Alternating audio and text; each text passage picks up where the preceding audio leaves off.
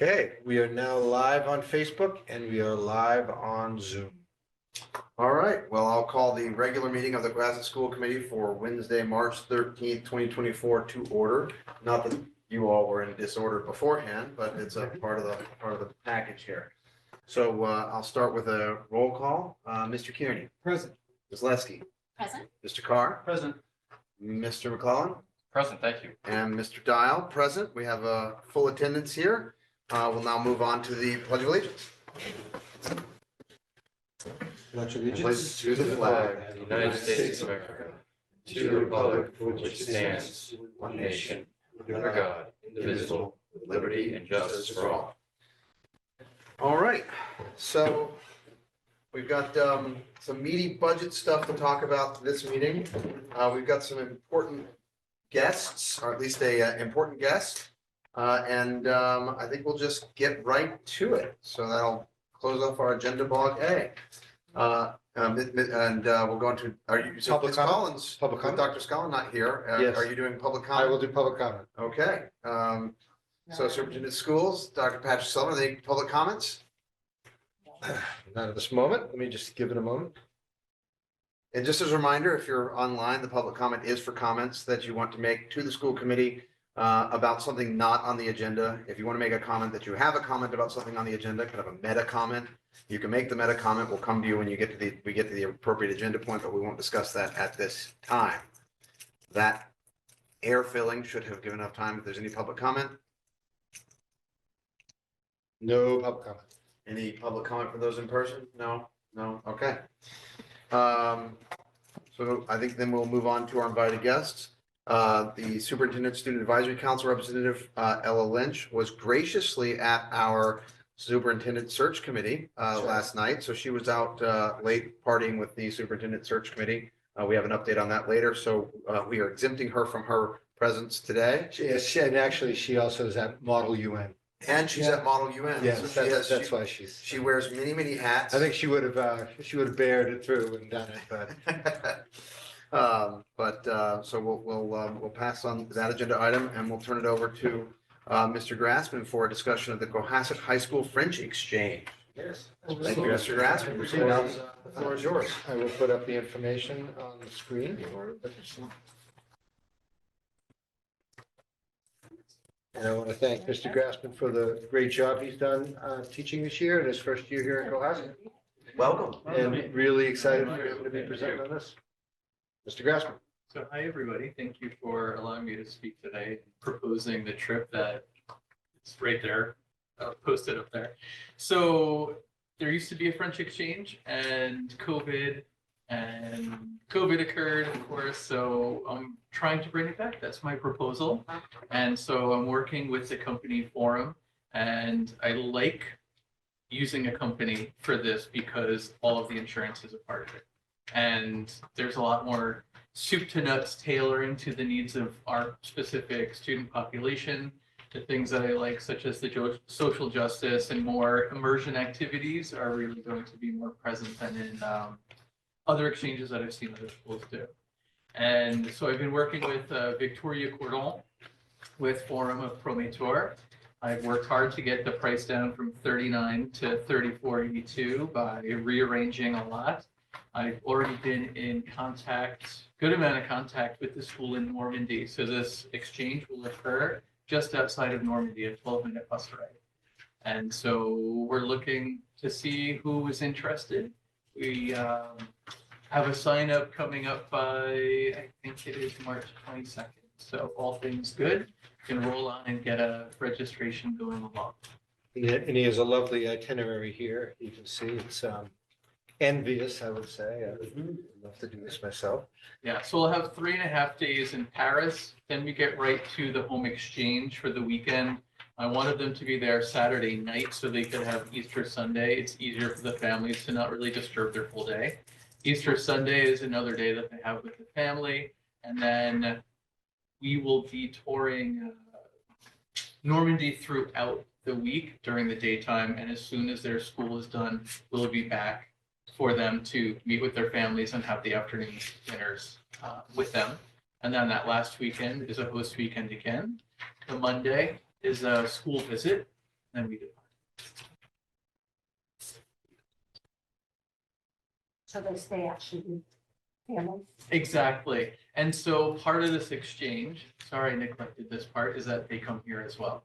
So the proposed timeline for that is October 13th through October 24th.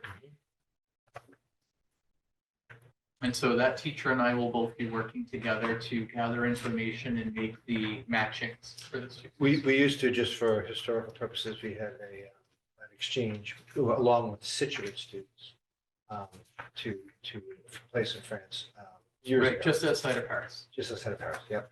So this is not new for Cohasset, but it's new, we haven't had it in a while. Mr. Grasso, can you, and this is new to me, because I don't know, I wasn't here when we were doing Cohasset. So can you just tell us the contours of what an exchange is in this? Like, we're not actually trading students with, Correct. France. So it's a period of time where we host students. They will come to our school for one day, maybe two. That'll be worked out, whatever is acceptable. They will have all their immunizations, just like I think there's a German student who's here for this school year. And so they stay with the families who will also be the students that are going there for spring break. And so we stay with them just for spring break. The students aren't going for any longer than the proposed itinerary. so our students go stay with a family in France who has a corresponding student who's going to come to the United States. We stay there for a week. They only stay here for a day. No, they're coming here for a week, but the school visit, I apologize for Okay. not being clear enough on that. Well, that's fine. That's fine. Yeah. Okay, so they get a week here and do they stay in Cohasset? They stay in Boston? And is it Cohasset families and then? So they'll stay with the Cohasset families, their homes, and then we will be staying at their homes, and it's a one-on-one pair up. So whoever their match is, they host, and then that same duo, they do the same opposite thing. Can they save on hotel expenses? Yes, it's a lot cheaper.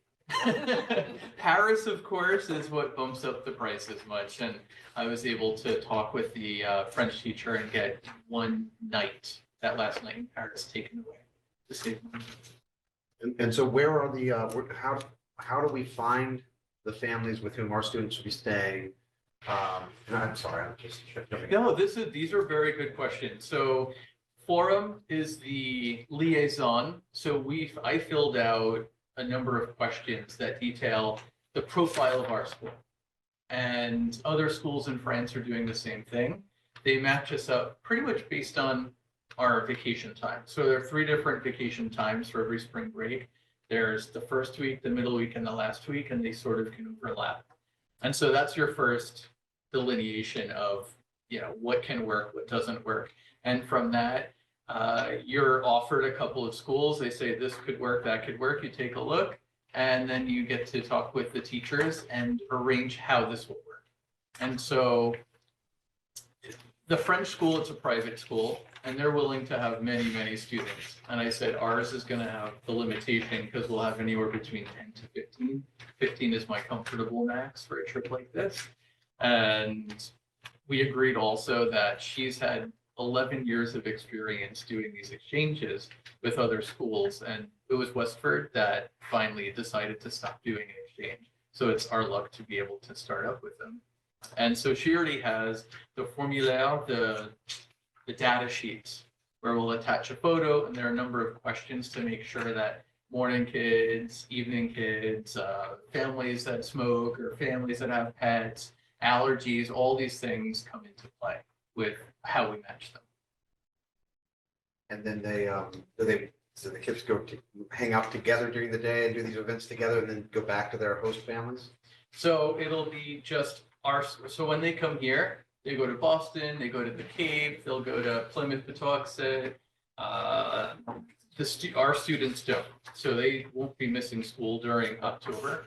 And then when we go there, we're the ones that go throughout Normandy touring and having different experiences. We come back to the families. This French students will actually go to school.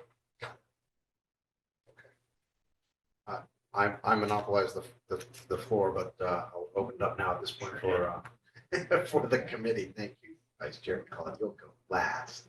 Mr. Kearney. First of all, thank you for this. It's good to go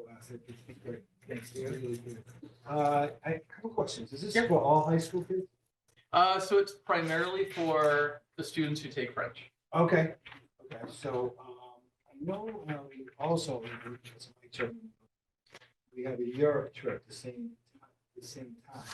That should, if, it, just, I believe that it's this April. That's the same. Yeah, so does that mean next, this is, no, I get that. Oh, okay. I'm just I'm thinking out loud for next year. So is it gonna be a choice between French and that trip there, or the Europe trip? Because they're both at the same time, correct? I know, I'd have to ask Principal Scott if they do every year for the Europe trip. It depends on what the teacher wants to I do think so, yeah. as well. So I would imagine, because it's the same school, that they would avoid conflict by having these two events at the same time.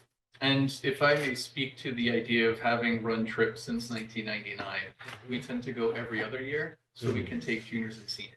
Yeah. And so that way, when this year's freshman and sophomore are juniors and seniors, then that's actually the eighth. I think there's room for this because I like the alternate. I think this, the other one's a senior trip, I think. And I'm also, there's no problem filling it, whereas you almost get like almost lucky to get in it. Well, that's what I was told, and it's given a bill. So I don't know how that worked. They were supposed to pay half, but that's another story. So what I'm trying to say is if I don't think it would impede with the other. I mean, No. do we do that every year? Do we go to Europe every year? I honestly can't remember. I have to Okay. look. right. That's a Well, Principal Scott I- question. That's I'll what find you- out. And you, since they're What's only that? juniors and seniors, oh, I apologize. I don't believe we do. I believe it's an alternating Yeah. situation. Okay, so this would And be- I know that Principal Scott would never have a French trip happening at the same time as a Europe trip. Like it would be too conflicting, so. Unless you have more information. No, I'd like to find out. Yeah. Yeah, Mr. Kenny, you raise an excellent point, and I don't know, Dr. Sullivan, if we can get, because we have been approving a lot of these trips. Do we have like a central list of all the Nope. upcoming trips? Is that something that someone can put together for us so that we can see what we're offering our kids and We can, from the high school, we can start, yeah, any sort of trip where we're approving them going somewhere, you know, if we could just see, you know, hey, this is what's upcoming, and it's actually a good thing even for like the website. Look at what our schools are offering. I agree. And it'd be great for us when we're looking at these trips to see how this fits into the overall. we can do that. Then we would know if they're conflicting with each other. Right. I'm sure that could be done since the blue ribbon application is being done. I'm sure that'll be part of what we want to Absolutely. highlight as a district. That sounds great. Awesome. Well, God bless. It's just, and I know, I know my colleague's gonna ask you about chaperones, so I'll just hold it. Yep. We have the chaperone. We have this down. So two Yeah, we- chaperones, whether it's 10 or 15. So the max that I like to do is 1 on 8. That's my preferred number, nothing where we're wrangling more than 8 students each. So, Mr. Kearney, Thank you. Ms. Leskey, floor is yours. I will add my thanks. This sounds exciting. I think the itinerary is great. It's very academic. And I think, and culturally based, rather than tourism based, which I really appreciate. That's, yeah, to me, that was essential. Yeah, no, Right. I feel like this is an amazing learning opportunity for our students. I think I love the idea of homestays. I'm sure there are parts of that that make me nervous as well, but that, like any new thing has a little bit of risk with it and has some nerves with it. So I think a lot of my questions were answered. I love the alternating years. I think allowing, having 8 juniors and seniors seems to make a lot of sense to me from the perspective also of having that many more years of French under your belt before you head off into Normandy Exactly. yes. to tour around. But thank you. I think it's an amazing opportunity and one that will really sort of change students' lives. It will be a forever memory. So Thank you very much. Thank you, Ms. Leskey. Mr. Carr. Thank you. Welcome to our little town. I hope you're enjoying your experience here. I'm loving it. Okay. I'm definitely grateful. Thank you. Good. Us too. So a lot of the other trips we consider are, they fit into our like week off thing, and this is a 14-day trip. How do we accommodate these students that go on this? How do we accommodate the work in this with other classes? Well, even for the trips that I've taken, because I understand how important that is. Yeah. Like even Model UN, any of these school trips where they're missing any work, it needs to be made up. And I'm somebody that lets teachers know way early in advance that these students will be missing so they can start prepping. I let my students know that they need to start prepping and having good communication as well. Time with the host families would probably be one of the easiest moments for them to do work. But any of the trips that I've even taken where it was purely on spring break or February break, it's always a whole bunch of AP students whose backpacks are just as heavy as they are here. Although now with scanning and things digitized, I think it's less of a heavy backpack. But the serious students, we make sure that there's going to be time for them to do this. And I think a homestay makes it easier. It's great. And do we have, as a policy, any issue with attendance, yearly attendance for the students who go to France? They get attendance credit? even They if would, they're yes, that would be an approved Yeah. and excused absence here. If you consider it. And I can't believe I don't know the number. How many students take French in Cohasset? So let's say five in senior year. Let's see, we have 14, 15 as juniors. Sophomore year has 19 plus 6. And then my freshman group was a 19 plus 9. Okay, so you got a good population. You can probably get to 15, like. Exactly, we're. And Not Mr. gonna put my Gaspar, head. they get course credit too, correct? Do they? So in the past they have, and I'd be willing to figure out, work with the district, work with the school committee as well to figure out what we would like to do moving forward. They either get, used to get 2.5. My sources tell me there is no conflict with the European trip right now because there's no proposed trip. It's usually every other year. And we will get that list prepared. And so the students, as a requirement of the students from here that go there, are they required to take the family at the dates in October? Yes, Okay, so they it's a go- commitment, a double commitment. Okay, so they go Just go zoom in if in you the, like. in the spring of next year, 2025. They go, and then in October of the same year. So I'm thinking about seniors. So the seniors are still in school. So when they come back in October, so It's the opposite. opposite, okay. So So they come in October. 2024, the Yeah. French come here first. And so this. And then the calendar- same, within the same school year, we'll Yeah. think about it that way. Okay. So that way the seniors aren't, because exactly, that's one of the Okay. issues that you could have if So- that doesn't happen. So our students agree well in advance. So then we know that we have 15 students coming here in October when we come back after the summer. And knowing that our students then go to see those families in April. Exactly. And we'll have meetings with the families to propose activities, to make sure this is what it's like to host. So it's a learning experience for the families as well. And it's really an extension of an academic Think they're program. gonna eat our food? Oh, yeah. Oh, yeah. But they will here. right? Except- It's approved so much. French have awesome Except eggs food. for breakfast, they won't do that. My friends come over and they're like, jamais, on fait pas ça. We do not do that. They don't do I that. think one of the things about this is it's an extension of our academic programming Yeah. for our French students. That's great. Yeah, it's great. It's a nice, Very thorough program. we talk about authentic learning and the need for it, and there's not a more authentic experience than this. I try to get some of the units that we study as juniors and seniors together on this trip. So as juniors, we do a unit on impressionism. So Normandy actually is just fantastic because it is the land of impressionism. And in Paris, we're making the choice for the Musée L'Orangerie because it's the showcase of only impressionist art as opposed to the Musée d'Orsay. And the science and technology units that we do as well. We're going to be working on urban landscaping and nature in Etretat. Those are just some of the factors. Sounds wonderful. Perfect. Thank you. Vice Chair McCollum. Thank you, Mr. Chairman. So, Mr. Craftsman, thank you. I love these opportunities. Everyone here knows that.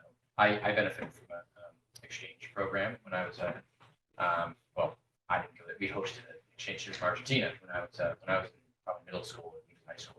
It's kind of cool because I was the oldest, so it's like having an older brother. Right? Supposed to Yeah. be there for 6 months, and then we ended up expanding it to a year because it was going so well. And I still talk to him to this day, and has children, and I have children, and his family. I went down there. They invited me down there to Argentina at one point. So it's an amazing thing, and if done right, I mean, obviously a little bit less time, but if done right, I can envision people having lifelong relationships from this.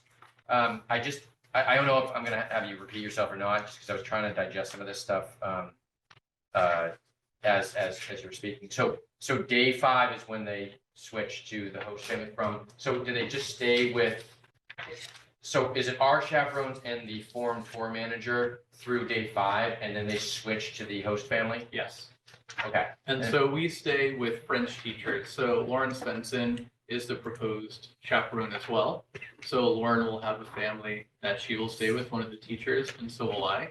Oh, So- you'll be there the entire time. You don't leave after that portion of the. Oh, no, we don't just go down to the Riviera and hang out. No. No, I mean, you don't leave after day 5. Oh, correct, yeah. You're We there the stay the entire time. whole Oh, entire that's time, good. and Okay. we go with them to, by coach bus to the Okay. different places in Normandy. So that way we can guide everything, and whenever there are Okay. issues, we're the Okay. ones who are on the phone with them. Does the host family or the host student go with our students to these attractions in France, or do they not No. accompany them because they're from there? Oh, it's no, they definitely probably have some interest, but it's during the weekends where the family that they're with decides what they're doing. And it's supposed to be a slice of life. What are you actually doing on any given day? Or they can bring them to Giverny. They can have a day in Paris if they want. Okay. All right. Okay. But we And also when they're make in the- sure, I'm so sorry. When they're in the hotels, the hotel portion of it, that's when the extent of our supervision, our two, that would just our 2 chaperones, our Cohasset chaperones. I'm sorry, can you clarify? So I'm looking, when they're staying in hotels for the first 5 days, or for 4 nights. 2, 3, and on the 4th one as well. Nope, for nights, the day 2 and day 3 nights. So 2 nights in Paris. Okay, And that's it. when they're in hotels, first of all, what's the setup like for that? Like, how many students to a room? Is there segregation of, hallways or something between genders? Like, how are we doing that? So since 1999, I have not been able to, no matter how often you tell a hotel, we want different floors, we want different hallways. They do what they want when you arrive. And Okay. so that I've never been able to work out. I've always been able to work out that based on the rooms that we're given, we divide them up. And then the chaperones are in the middle of the division between the boys and the girls. So Okay. there's always that, no matter what. Okay, and is there some sort of like routine check, lights out sort of thing at a certain time? Hey, you go up, knock on the door, make sure everyone's all right. Yeah, there's no one's hiding always- in the room right. and things like that. Okay, We've been through it all. Okay, Yes, the and good, the please don't- bad, and the, right. Please don't interpret this to mean that I don't have confidence. You're just asking for my own. no, yeah. No, just because I want to let you know that this is the case. That we make sure that if there's a half hour or an hour before they're supposed to be back at the hotel, we know who's going out with what groups. We have a WhatsApp chat, so we know who's supposed to be with whom. When they're coming back or checking off exactly who's supposed to be where they are, they go right to their rooms when it's time for the room time. So there's hotel time, room time, and then lights out time. And so these are the different checks that we have before we go. Okay, that's good. So when they are going out in groups, that's unchaperoned, that's unsupervised. They're gonna be going out in Paris by themselves. That's funny because we don't do that in Paris. It's every other city that we do that because we don't like doing it in Paris. Yeah, so it's not going to happen. That's wonderful. Okay, That's that's great. Well, that answers your question. I don't like doing that in Paris for obvious reasons. Totally, and completely in support of this. This is an amazing educational opportunity. I'm always, anytime our kids, as this entire group knows, anytime our kids are crossing borders, I'm super concerned about security and supervision. So that's all it sounds like. Yeah, we call it the awesome responsibility because it's big. It is, Yeah. it sure is, yeah. It You is, got and that's the start nervous with. part, getting the passports across to France. The one time, it was one of my first trips and the students were in charge of them and we made it to our layover in London and she had to go back. Because somehow between sitting on the flight and getting through customs, she no longer had it. And from that point on, we collect their passports, they get it when they check through, as soon as they check through, we take it back. So we Okay, have a very tight great. That's reign great. over those essential That's security great. issues. And you're with them on both flights, on both Yes. legs. Flight, okay. All right, that's great. Just sort of one other question. It says in transport, said the first line is, for the majority of destinations, we use reputable airline companies. Okay. Well, I don't, well, they also do separate trips to Fiji and far off places where I once you get to maybe Portugal and you're going to the Azores, you know, to chicken flyers. all right. that- Well, there is Craig McClellan Airlines, that only flies to, I don't know. And it's still a great deal of confidence that we're gonna be on, animal cargo flights and such. All right, It's full immersion, you know. all right, yes, right. All right, well, thank you. I really appreciate your candor and all your patience with my questions. Thank you so much for bringing this opportunity to us, to our students. It's amazing. Thank you, Vice Chairman Cohen, for so many things. Again, I share, everyone's enthusiasm for these sorts of things. This is awesome. And thank you, especially for the new teacher coming in and taking the initiative to bring this back. That is huge. Awesome. And Yeah. very much appreciate you doing. The only question I think I have remaining is there and this may be on the company side, but is there a screening or qualification program for the host families? So like background checks or anything, so, Nope, it's just like for us, we don't have background checks for our families. And it hasn't been done, not like it shouldn't be just because of prior history. So it's always a good question. But it hasn't been done, and I know that for at least this year, it won't be done. Our families will not get quarried background checks, Yeah. and neither will they. and And so it's based on recommendations. So there are a number of different criteria that are perfect. required for these students.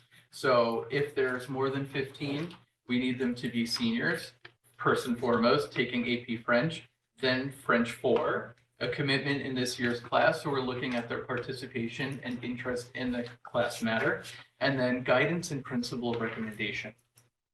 And so that's as much of a covert background check that we can get from our families. But I assume that there's a requirement that the other families in France have children enrolled in schools.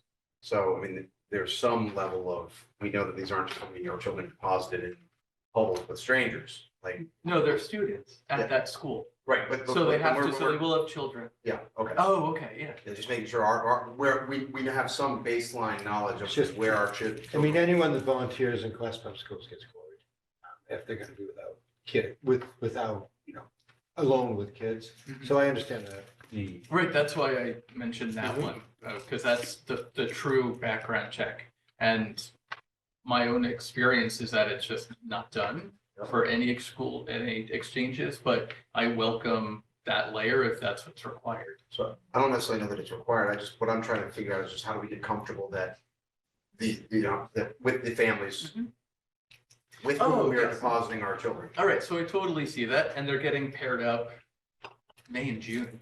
And so they're going to have FaceTime, Zoom time, emails back and forth. They will see each other's pictures. They have a profile of who they are, where they live, what their phone number, the family phone number is. So there's contact that occurs Yes, well in yeah. advance. And but the company doesn't vet the families in any way. That's Well, interesting. Yeah, But they I don't thought you vet said- us and they don't vet them. But I thought you just said that there's something about the guidance and the principal recommendation and stuff like that. So that's what I put in.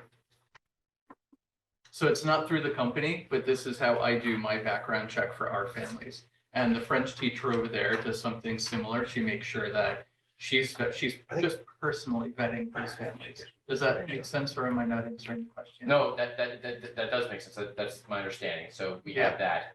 Would it be, I mean, could you explore, I'm concerned about the adults, right, that are Yeah. living in the house. So could you explore doing some sort of, Corey is essentially a criminal background check.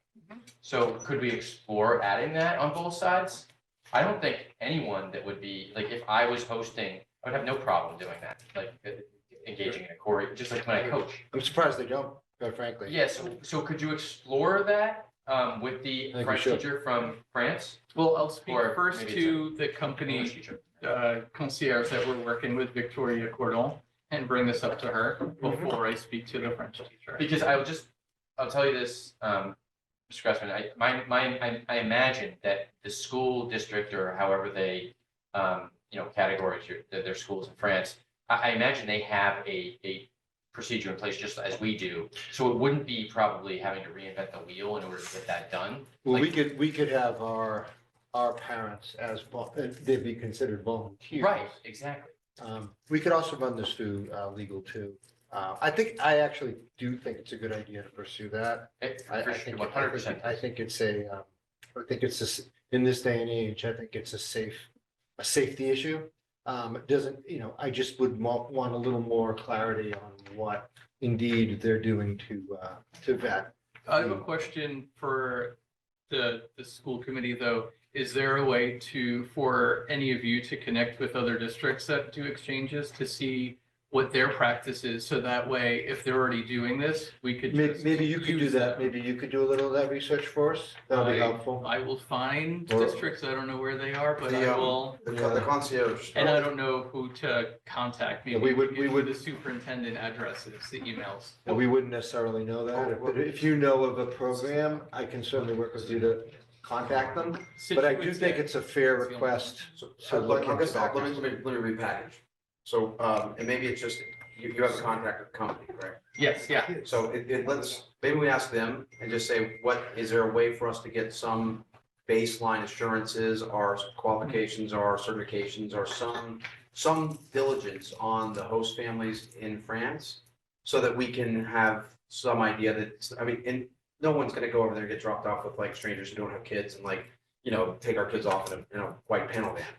But it's a good step for us to have to be diligent that, we've done, that someone somewhere has done some level of reality check to make sure that this isn't a person who fakes having a child to be a part of this, it's a ridiculous thing, but it's a ridiculous world. Does that make sense? That's why I said if this is something we want to explore, I'm amenable to it. If you don't mind, at least be reaching out to the thing, and if that's not fruitful, then we can work with the administration, try and figure out if there's other contacts, or maybe they can offer us contacts of, not firms, my God, I'm still in my work mode. The other districts who are involved in the program who can give us some guidance on how they got comfortable. And I'm not saying that we're uncomfortable, it's a piece that I think in this day and age is a diligent step that I don't think would be bad. Well, they have CFAR canceled for any reason, so Yeah. that's something new. And so adding other layers, there's nothing wrong with that. They do have a national criminal registry. Yeah, I just want to clarify my position. So I am concerned, like, I do think it's an issue, like, I would want this shouldn't be complicated, like, if it was sprung on us, we'd immediately be able to do it, it's already in place, because like, we have any sort of, the room parents, for example, right? They have to be subject to it, it's not complicated at all, they just submit their information, Not and then we run it, because we already have the ability to do that, we have a vendor that does that, and my guess is the French school would also have that.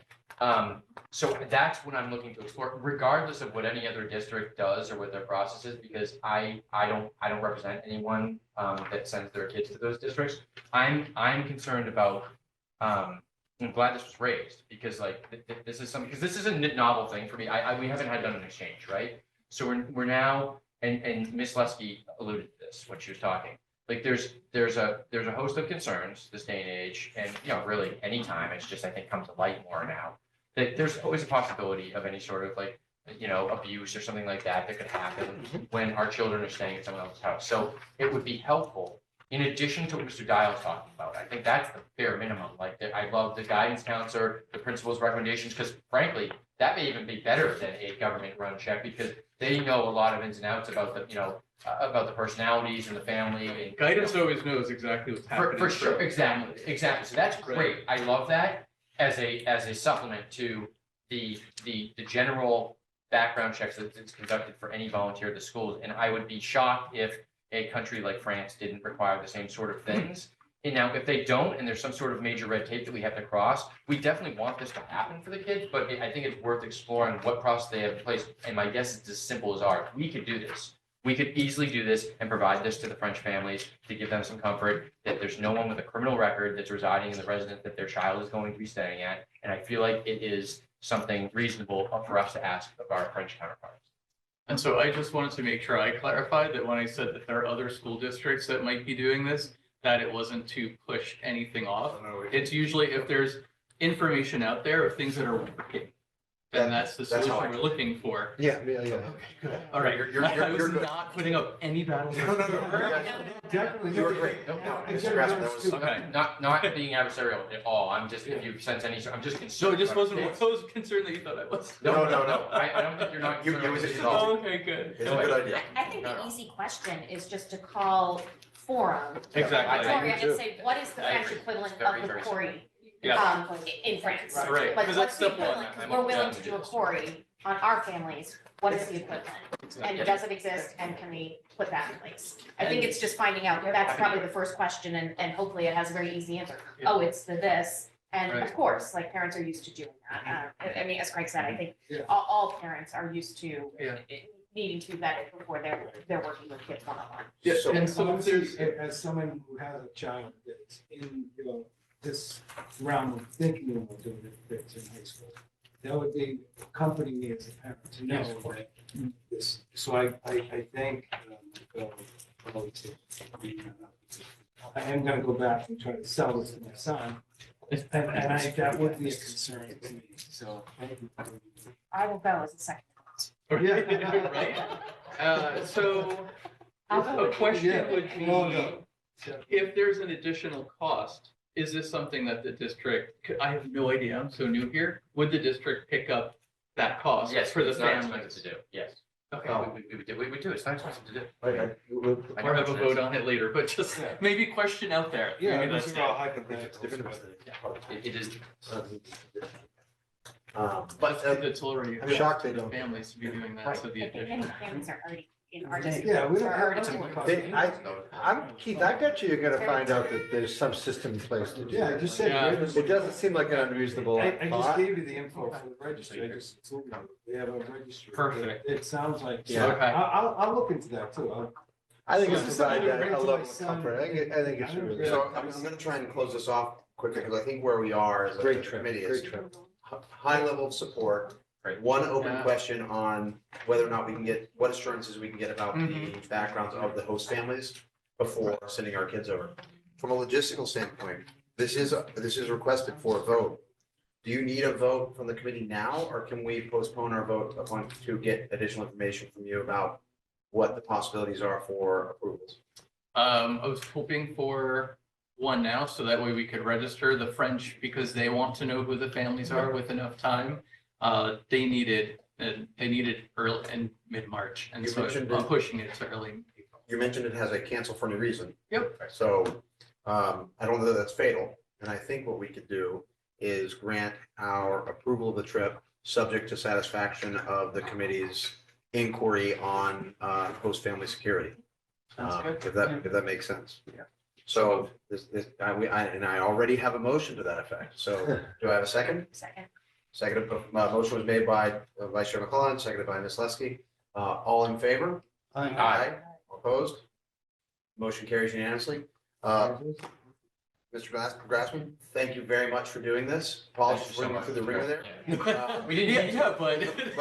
And I'm glad to help you in any way. Sweating a little bit. Keith, No, I'll help you. I'll help you in any way. make It's a lot, calls. actually, but. Yeah, and this was great, and you held up great under questioning, so no worries. So thank you again for No, doing we're this. incredibly appreciative. Thank Yeah, you so much. no, I definitely sense that. I definitely get a great sense from the committee and the district, and so I will take the next steps. It's great. And I will direct them, who should this be directed to first? Well, we can Email work to you? together, yeah, Perfect, with, okay. along with Principal Scott. Okay. And I'll certainly support you and make any calls with you that need to happen. So this will start tomorrow. Yeah. Great, Okay. Awesome. thank you very much. Thank you. Thank Please implement. Very excited. Have a, yeah, same, have a great. Thanks for all you do as well. Thank you. Thanks, Mr. President. Thank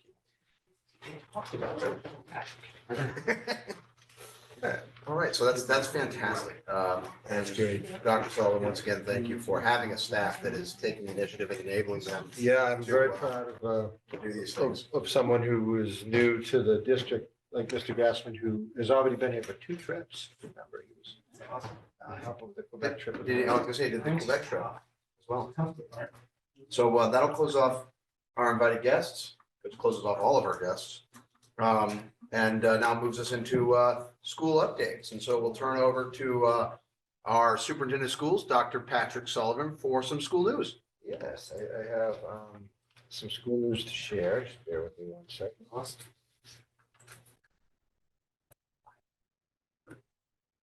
Not seeing anything. So just a few notes of some events that have happened recently that were of note. A lot going on, you know, March is a long stretch for, I think, all of us. It's not winter, it's not spring, it's just sort of there, right? But we've had some exciting events keep going. Right now, we're in the midst of a readathon, our readathon. PSO has been so instrumental in this. And one of the guests, this is Joe Meschino, our representative, read to the entire Deer Hill School on Monday. So that was a wonderful event, and it was a great story about teamwork. Kids were very supportive and into it. It was wonderful. So thank you, Representative Meschino. That was fabulous. We've had, you know, lesser known me over there. I read today and to a couple classes. Wonderful experience in Ms. Schneider and Mrs. DeLeo's class. And then we had an author, I believe his name is Brian Lies, who is reading there to Osgood. So it's been an exceptional event, and it continues throughout this week and next week as well. So very exciting, very exciting. Next, as you can see around you, we had our Cohasset Cares Sustainability Showcase, which is always a wonderful combination of work by our students in our research classes. In this particular case, they had to work with an expert and ask that expert information regarding a variety of sustainability projects you can see around you, everything from beekeepers to why does climate affect marine life, to water pollution, to team tech usage, to preserving open space, some food waste, some really fabulous presentations today, and I was very excited. This is middle school. Okay, good. Yeah, this is our 8th grade class. So this is wonderful and exceptional job by the students.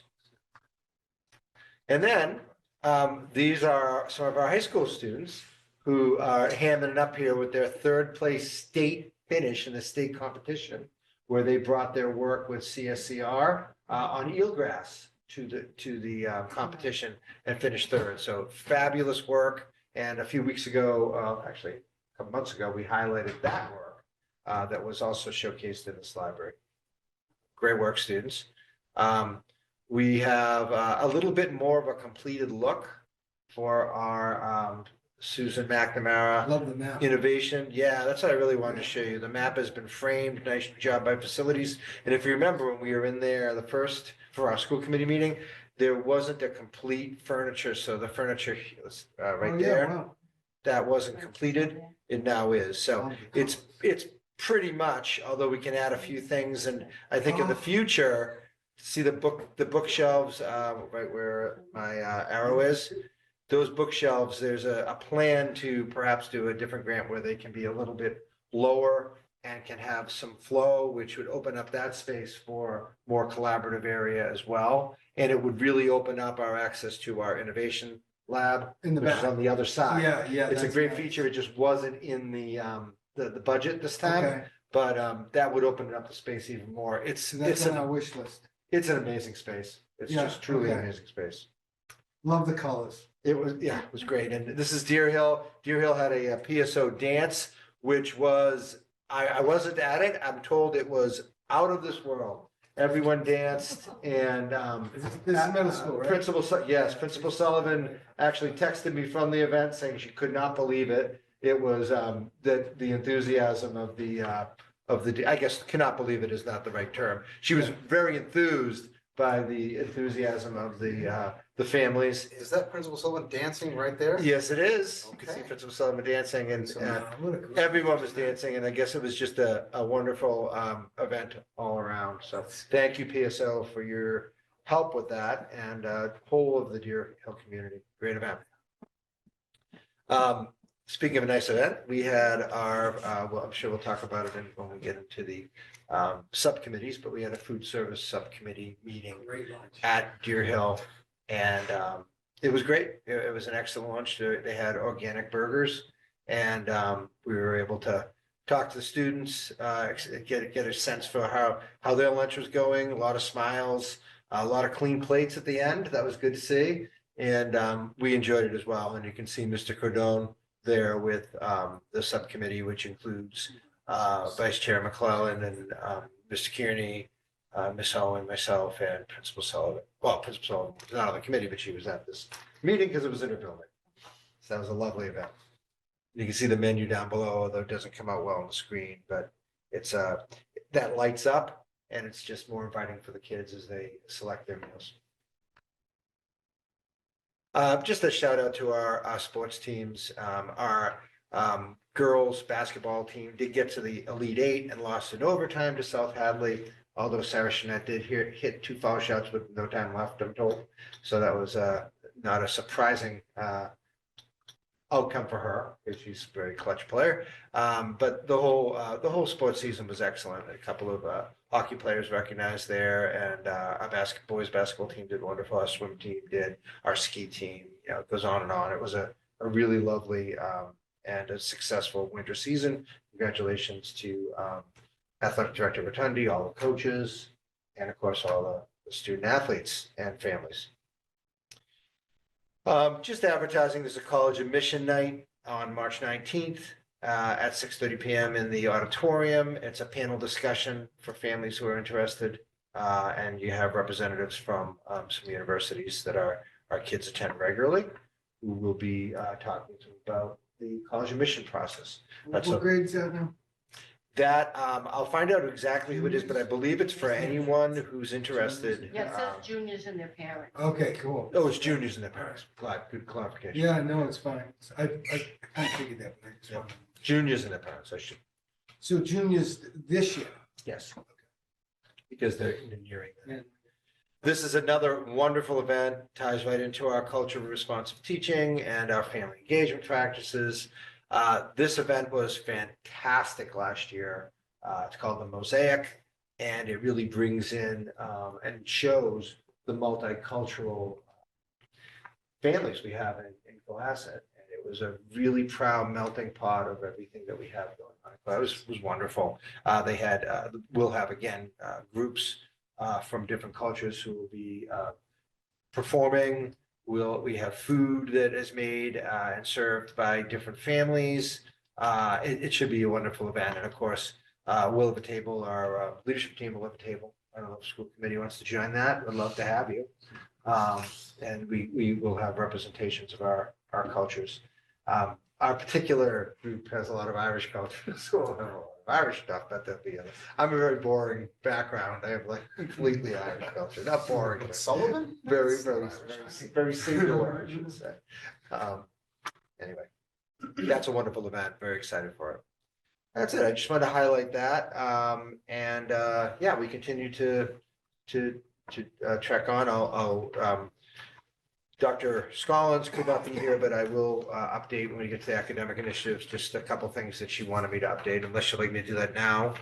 No, we'll follow the order of the agenda. You got And, I should acknowledge that Dr. Scollins is ill Yes. today, so I was unable to make it. So practicing good practice. If you are ill, you stay at home. So, we miss her. So our next item is the 2024-2025 district calendar. We have presented this a couple times to the committee in draft form. I think there's been some feedback. And then where we last left off, there was a survey that we sent around Oh, yes. on the town's request to utilize the schools for potentially voting, which would require the movement of a professional development day that currently is scheduled to fall on October 11th. We could have potentially moved that to, I believe, November 12th. But we thought that, as a committee, I think we thought that that was a community decision. And so we sought feedback from the community to that end. And feedback we received. Yeah, let me just share it, share the screen here. For some reason it's not sharing.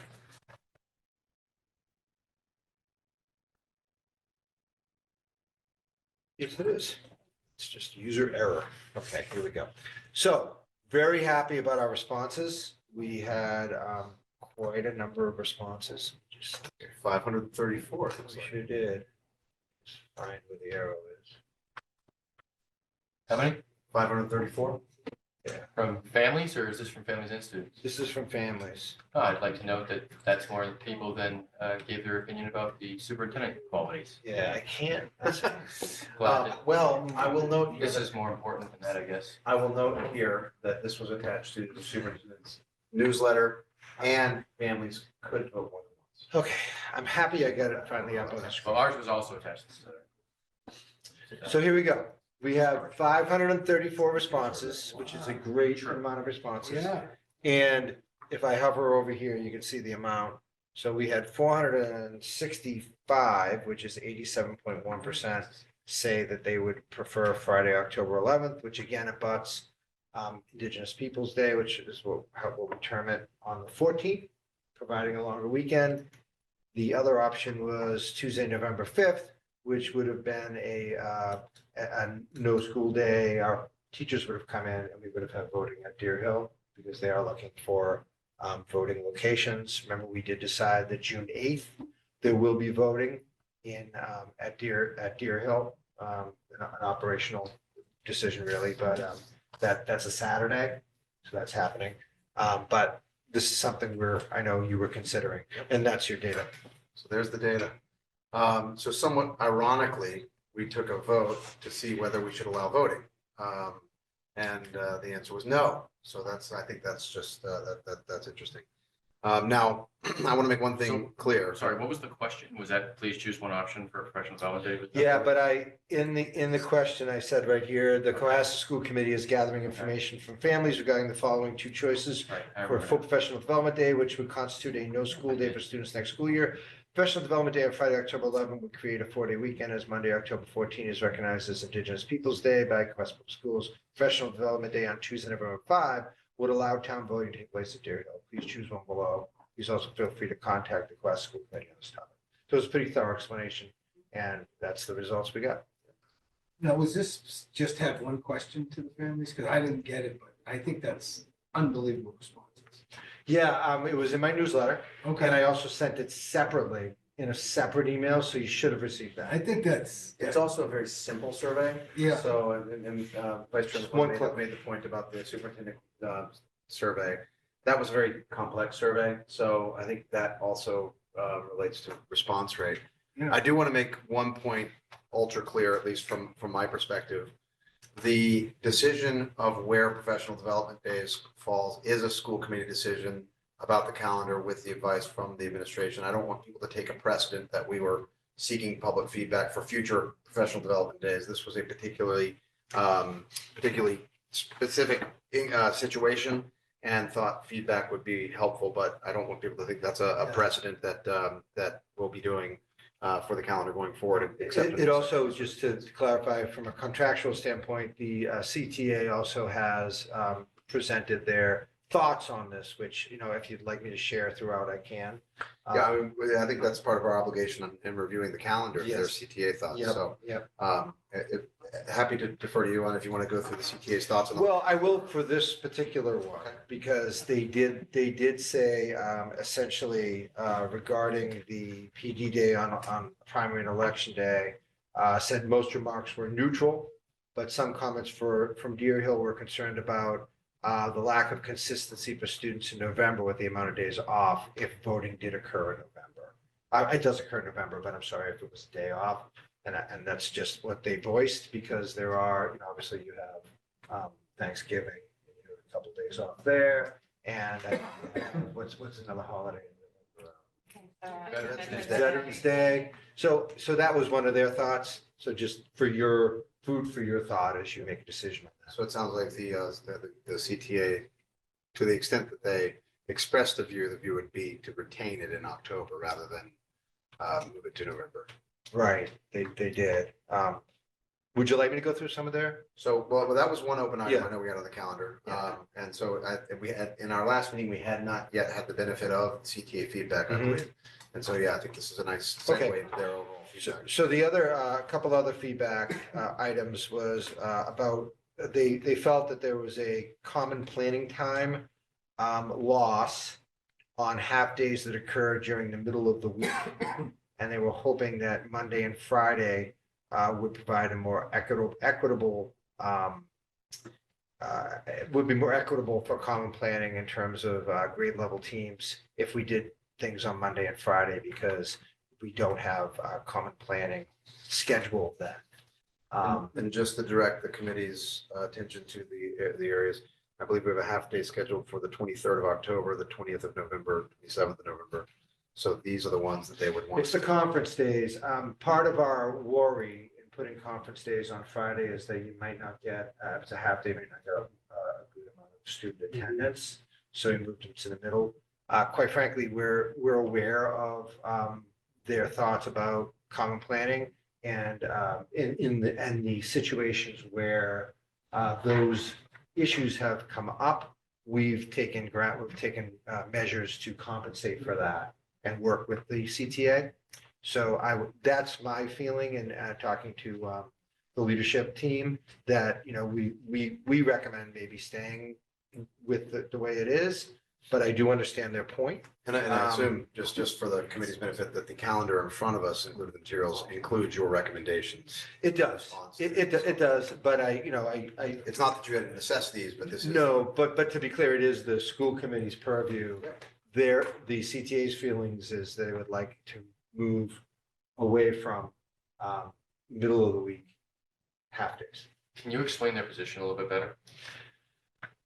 So from what I understand, Ed, at the elementary level, they do not have common planning on Mondays and Fridays. So if you put half days on Mondays and Fridays, that their common planning would remain intact. I see. And very rarely, but we have on occasion had the impetus and the reason, and it's been a principal leadership decision to take away that, to maintain whatever it might be. It might be just more consistent instruction on a half day, but we've always gone out of our way to make sure they get that time back at a different time.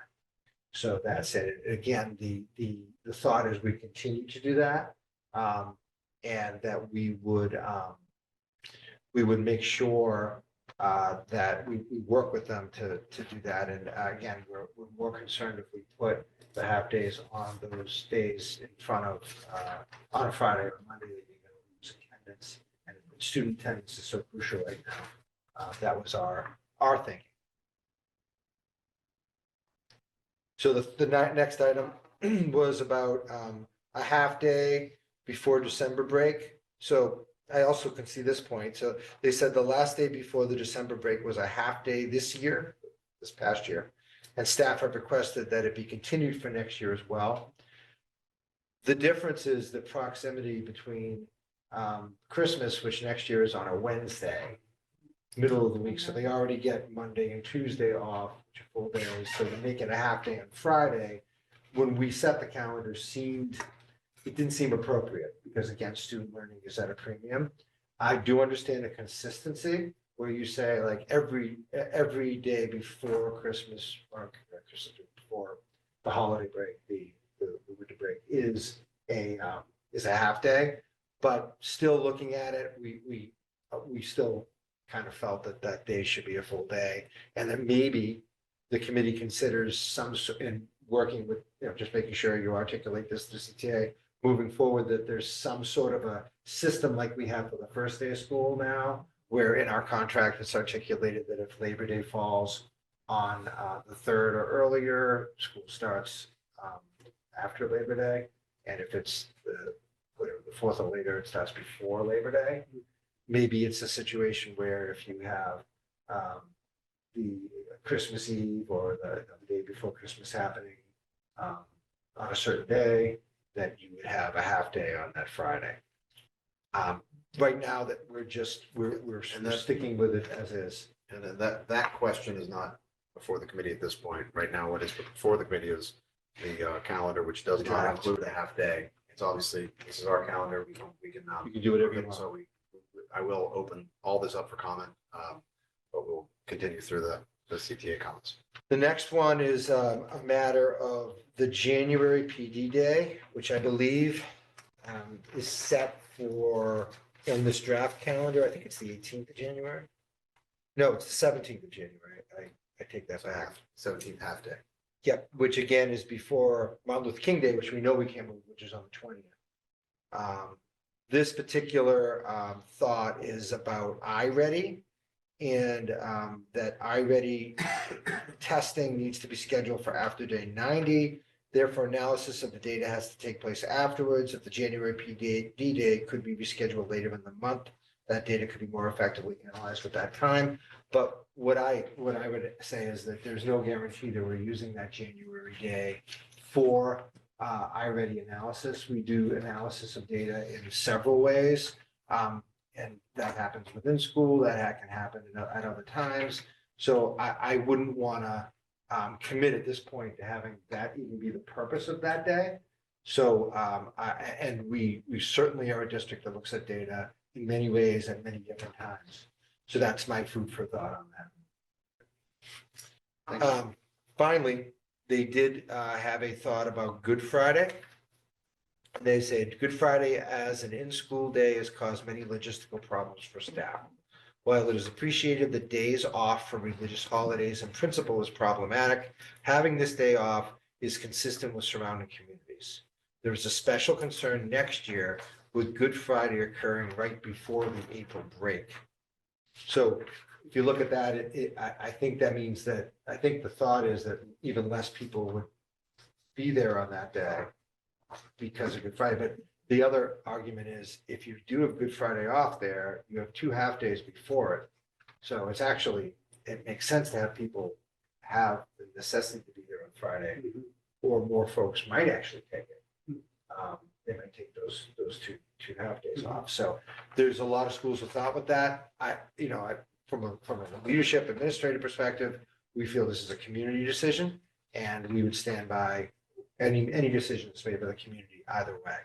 But I want you to know their thoughts. To be clear, the calendar as proposed does not have Good Friday as a holiday. As indicated on the second page, April 18th, 2025. So, any administration comments that you'd like to raise for the committee before we deliberate? On the calendar? Yes. No, I think we viewed it. I very, very much respect what the CTA is thinking, and I think these are just thoughts for the committee to consider. All right, so we have the calendar in front of us. I will open it up for comment. I will, because I know that there will be thoughts. I'll go in order. So Mr. Kearney. First and foremost, Pat, thank you so much, because I think that was a way to really communicate with the stockholders, the parents, and knowing what they. You're welcome, and I give Mr. Dial asked for that, so. Yeah, no, and Thank you, just, Jim. because I think we should see more of that. I'd love to see more of that, because I think the more impact, the better. Yeah, I think that it's interesting to say that, because we had a talk today with the leadership team about family engagement. Yeah, And one of the levels of family engagement is including families in decision-making. And that was one of the points that as a leadership team, we feel we can do a better job of. So I think moving forward, we're really looking for pointed places where community can see decisions being made. But again, this is a school committee decision. And I think the impetus here was for the school committee to gather that information. but what I also appreciate that is that we've been talking about taking it off the newsletter and putting it in a separate email, and I think that is probably the reason why I get so many participants. It So did, in it the about, future- it about doubled. Yeah, so in the future, I think that we can use that now as a tool to get just kind of when we want to socialize new ideas, I think it's good to let parents know, hey, we hear you, and this is a way to speak, and I'm just, thank you, Lance, because I think that was a wonderful idea and something I'd like to see in the future. As far as the calendar, it's very difficult thing to do, really. I mean, it sounds easy, but it's not. It is. And to also is, folks that are listening to the Cohasset Teachers Association had a big impact on this. So I think that's again, you're listening to all the stuff, so. Yeah, well, we're trying to Appreciate that incorporate leadership. things that they had wanted earlier, but again, it's tough because sometimes, you put something before, you put it on a Friday because someone requested that, Yeah. and then it didn't go so well, or they didn't get kids. So we found things kind of switch back and forth between what people want, at times. So the only thing I'm thinking about too is it's like Good Friday is just going to continue to be a skip day. I guess. So I figure that's a skip day. Well, I wouldn't call it a skip day. Well, the numbers show a skip Well, what the numbers showed that Totally inaccurate. day. Yeah, exactly. the numbers showed, I think the numbers showed that at the high school, there were a lot of students who didn't come. Yeah. Now, I don't want to minimize Well, I'm anybody. just saying there is a so-called senior skip day that we all kind of know about. And I guess if that's going to be the day without saying it out loud, which I just did. Well, I would not advocate for anything. Oh, I'm not And I, saying. and I that. I'm wouldn't, just I wouldn't saying, acknowledge If the it. kids are gonna have a skip day, it's probably not a bad skip day. to have. Just So- don't skip any other day. Mr. Cuda, I just for everyone, I don't think anyone should interpret any comments here that the school committee endorses a senior skip. Nor Not does endorsing the seniors. Nor is I'm just a considering reality. in the development I of the just house. not doing that. No, by offering a suggestion, skip day. Well, let me ask you, I would ask you this, though. I would say, out of all the days, is that the most, less kids? So what do you, I want to Of all the understand, school days? of what's all the school days, What's the biggest? was this our day? lowest attendance day? Yes, I don't know. I would think probably. okay. Yeah, probably. Because if it is a second one, then we probably want to look at that. I don't know. I don't know. You're just putting me in the spot. I haven't looked at the data. I know, I hear from my I mean, we- kids, we, that's all. we presented the data last time and there were a lot of students who missed it, particularly at the high school. And there were a large amount of staff, mainly at the high school, who either, and again, I don't want to minimize somebody's religious, Right. religion and somebody taking a religious day. Yeah. I'm just saying Well, missed. years past, we've always had the day off, just FYI. We, Most of the districts have it, so. Yes. It is. This is a completely a school committee decision. Mr. Okay. Kenny, anything Yield else? My time. All right, you'll yield your time, lovely. Ms. Leskey, any comments on the calendar? Are February break and April break state mandated? I mean, the districts all seem to align, but is that a mandate?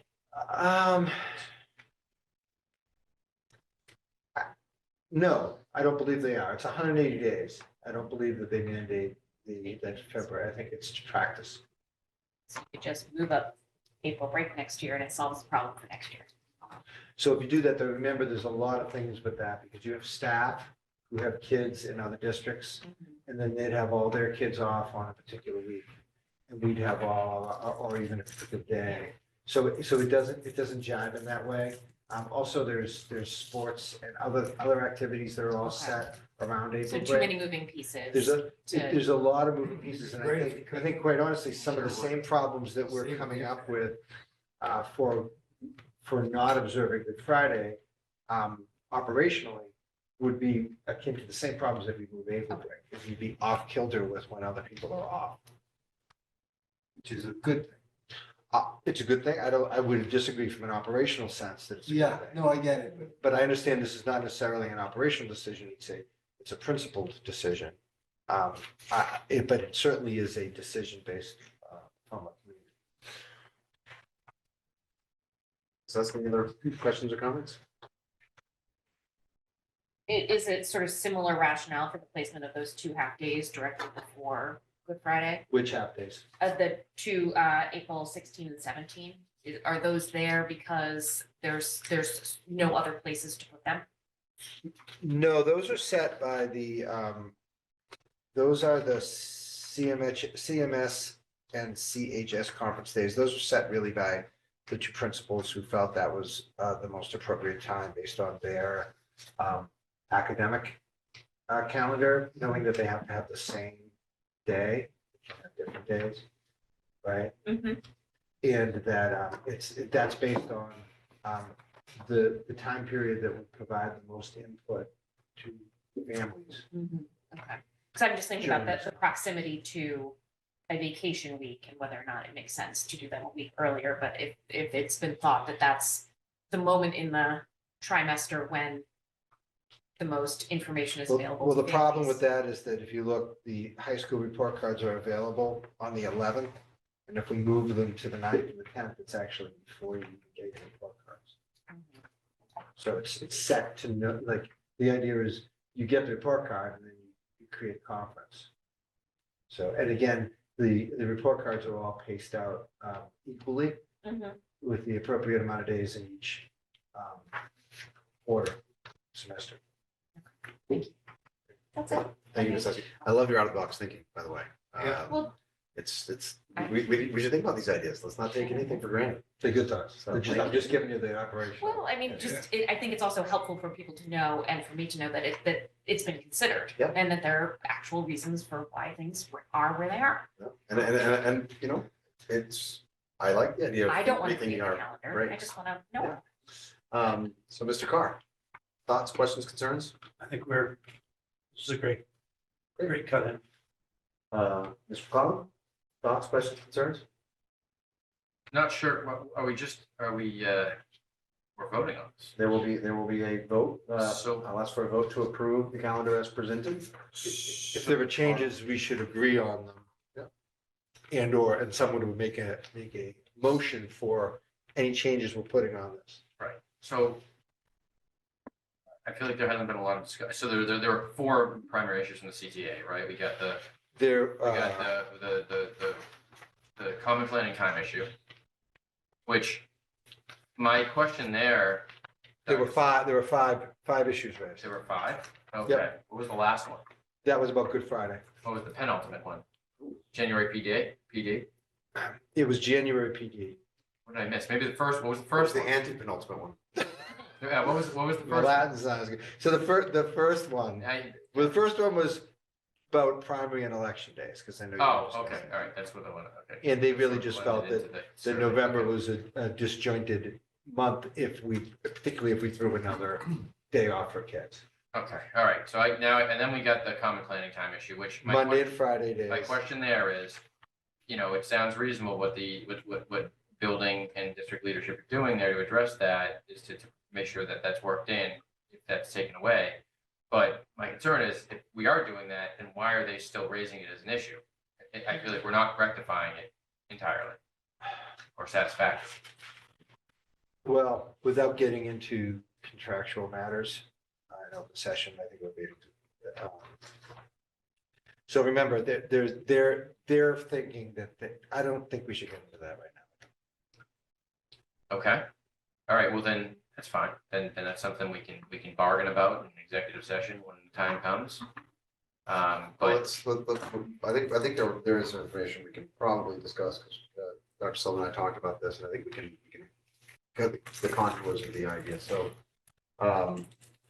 this is the half-day professional development days on Wednesdays, right? yes, So the idea is that, as Dr. Sullivan explained, that if you put the half-days on Wednesdays, that it interferes with a common planning I time. understand. So they're seeking to move them to Monday and Friday, which interferes with attendance, bigger concern. And I guess your point is the CTA is raising this because they don't feel like they're being made whole in the common planning time. Maybe, I don't know. So I don't, it's a contractual matter and it's an interpretation of the contract regarding we've gone through this half days and who can and can't dictate in a particular conference days, common planning time. Okay. So the question belies the problem. It basically talks about the issue, Craig, which we've had many conversations about. I know, but we've had many conversations about many things and I can't always remember. I'm so involved, I just can't always remember. There's so many things that come up. I do, it's like ringing some bells, but I can't remember I the, think so now we're having conceptually- like a charades thing here. Without. Well, look, I don't think I don't know what I can say about things that are. I understand. I understand where you're coming from. Well, the way we weighed this when we talked about it in advance is what is more important for the kids? Is it the preservation of the common planning time, or is it time in school? And so if there's going to be an error in the calendar, I'd rather weight it towards keeping the kids in Of school. course. And if we need to think about other ways to preserve common planning time outside the calendar, let's do that, but we're not gonna solve that issue with the calendar. So for the instant purposes of approving the calendar, that's why the calendar recommendation landed where it was. That's great. I feel like we hadn't had that discussion until right now. So now I'm comfortable with going with the Wednesday half day because it's the way you just put it. I mean, the was fact that they, wondering why, I just wanted. well, they raised it as a CTA raised it. concern, so they raised it as a concern. Right, which is what I want to talk about. So perhaps they're not happy with the way we've resolved it. Well, clearly, right? Yeah.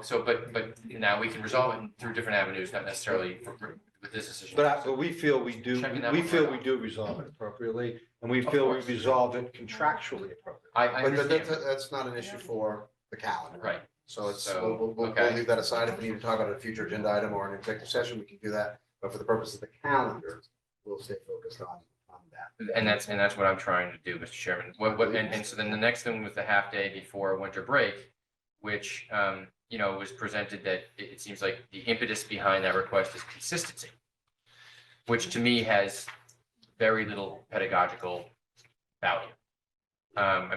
Consistency, it's like, in this particular situation, there's a weekend before the winter Well, break commences. the thinking this past year was that because it was the 23rd, we thought a lot of people were traveling right before the holiday. Sure, So we gave it a half day. Next year, Christmas is until Wednesday. So we believe that they're afforded Monday as a full day off. And Tuesday, which is the eve of the holiday. but there's also a weekend before winter break starts. Well, there was a weekend no, there wasn't. It was No, on- Right, and so again, I don't want to be making any decisions about a public school district's calendar based on where a religious holiday falls in the vacation.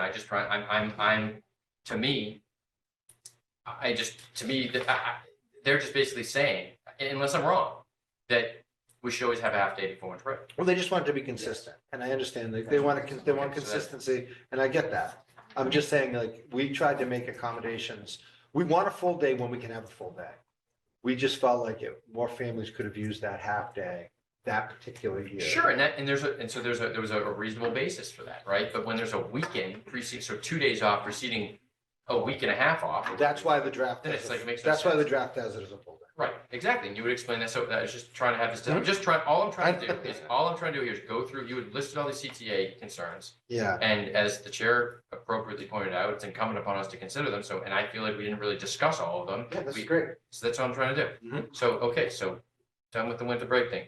January PD day, I wrote it down, what is the? I ready. January 17th. so but I don't want to commit, we have to meet with our professional development team, which is comprised of staff. And I don't want to commit to January 17th being a iReady analysis day, or any day that would be later than that being an iReady analysis day. The PD calendar is based on our needs. We analyze data in a lot of places at a lot of different times. And I wouldn't want a calendar decision to dictate what we're doing on that professional development. And leaving it as is would not do that.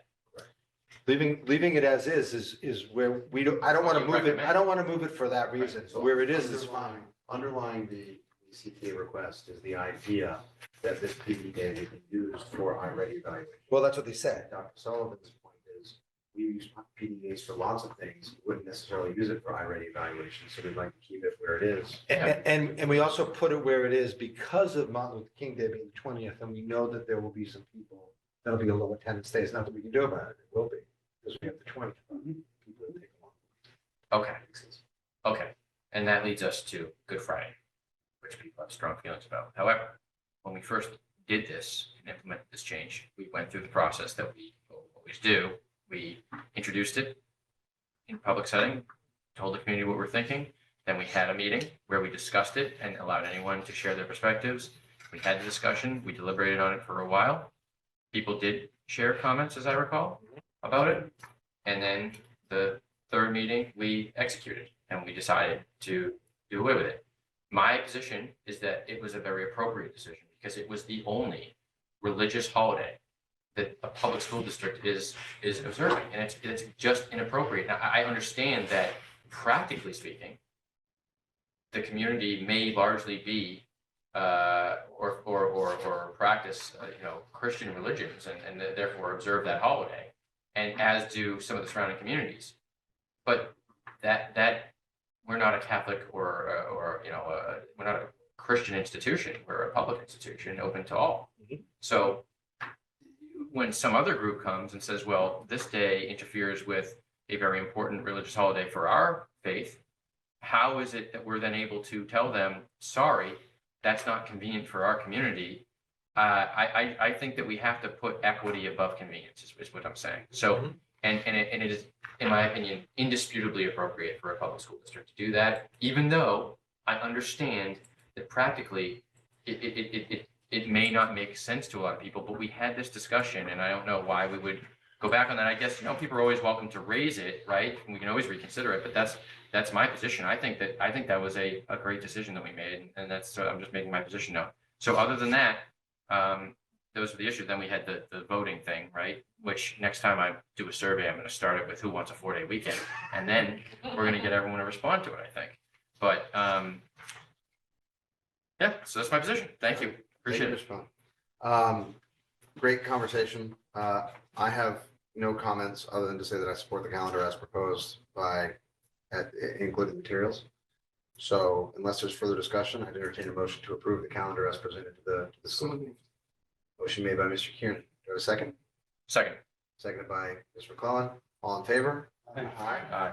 Any opposed? Calendar is approved unanimously by the school committee. Dr. Sullivan, please publish and disseminate to the community. Thank you for everyone who gave input. Thank you for the work on that, Dr. Sullivan. It's a lot of work. Yeah, it wasn't just me, it was a lot of people, but it's I know. it's tough, because there's a lot of viewpoints on. It's almost like setting up a wedding seating arrangement. It's really hard. It's really good. Yeah. But we'll rapidly move on to teaching and learning. I know Dr. Scollins is ill, but if we get a brief overview of any sort of teaching and learning initiatives. She gave just a couple of pointers here. Thursday, we have a half-day PD. Just to let you know what's happening, elementary and some middle school staff will be participating in a workshop that explores how trauma, stress, anxiety, and other mental health concerns impact core neurological functioning and behaviors. And there's a lot of special consideration given to students from communities experiencing pre-existing traumas, and additional focus will be given how to prioritize SEL and trauma may improve inclusion, equity, and ultimately the life trajectories of our students. And there'll be some therapeutic interviewing and real-world and in-class skills introduced and presented by Dr. Richard Booth, who's a licensed mental health counselor at Brown University in private practice. This is a funded grant from the CEF, so thank you, CEF. And it's important for our staff and for inevitably our students. So we're very happy about that. Middle and high school will faculty and staff participate in building-based work, continue work on curriculum mapping. That's for Thursday. And then Friday, our full PD day, which is a no school day. We have elementary grade level teachers, special education teachers, and reading specialists participating on training on our readers workshop with consultants from TLA. All other elementary teachers work on curriculum mapping. This is our big curriculum mapping day. And that's really important as we're looking at everything we're doing. We're making sure that we have no gaps in what we're supposed to be teaching. And we're really looking at our curriculum review cycle and determining if anything needs to slide up based on those needs. We have our middle and high school teachers doing the same curriculum mapping, and our therapists and counselors from all schools are participating in an online mandated reporter training created for Massachusetts Office of Child, created by the Massachusetts Office of Child Advocate. Looks like something's wrong there, but anyway, it should be a very productive and important PD day, particularly in line with that curriculum mapping initiative, which I'm working on all year. it's hard to build on things unless you really map out what you're doing and what you should be doing. And we're gonna have a really solid map for every single subject. It'll be really up to date by the end of the year. So very excited about that. It's great news. Thank you, and thanks, Dr. Scollins, for her work on that. Any comments, questions from the committee? Quick question, sorry. Leslie? Mandated reporter training, is that, did I hear you correctly? Yeah, I don't really know. I'll have to talk to Dr. Scoggins. We've all had mandated reporter Okay, that training. was my We get question. mandated reporter training at the beginning of the year. We all have to do an online training. Every single one of us. This must be a more in-depth Okay. reporter training for our counselors based on their role. Fabulous. Because we do that every year. We've had Norfolk County ADA come in. We do so much with mandated reporter training. Our staff is very versed in it. This must be something special. that I Special actually in addition to, Yeah. regular training of all Right, I just wasn't aware of what it is, so, but I can have Dr. Scoggins. that yeah. answers. Well, thank you, Dr. Sullivan.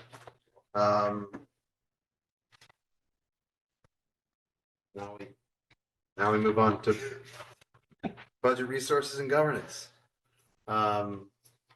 So it's a tough budget season. Coverage around the Commonwealth shows that it's a tough budget season for lots of districts. And we are working through our own challenges. And I think I will turn it over Dr. Sullivan and Ms. Susan Owen, our Director of Finance and Operations, to walk us through where we are in the process. I do want the committee to know that you are not being asked to approve anything at this point. We have some extra time. There are some variables that still need to be filled in. There are some contingencies that still need to be understood, and some potential avenues that have yet to be explored. So this is an information session. I encourage you to ask questions and fulfill our oversight role. But with that, I'll turn it over to the administration. And I will add that we are working very closely with our town manager and assistant town manager, and have had very productive and hopeful discussions. But as Chairman Dial did mention, this is a tighter year for us, and we're doing our best with it. And I'll let Sue take it over and kind of guide us through where we are right now. Sure, so as you can see on the screen, I mean, the rollover costs are already at 3.73% of an increase. And then we have our projected salary reductions due to retirements. That hasn't changed.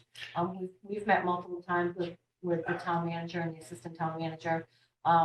They've assured us that 855,253 is covered.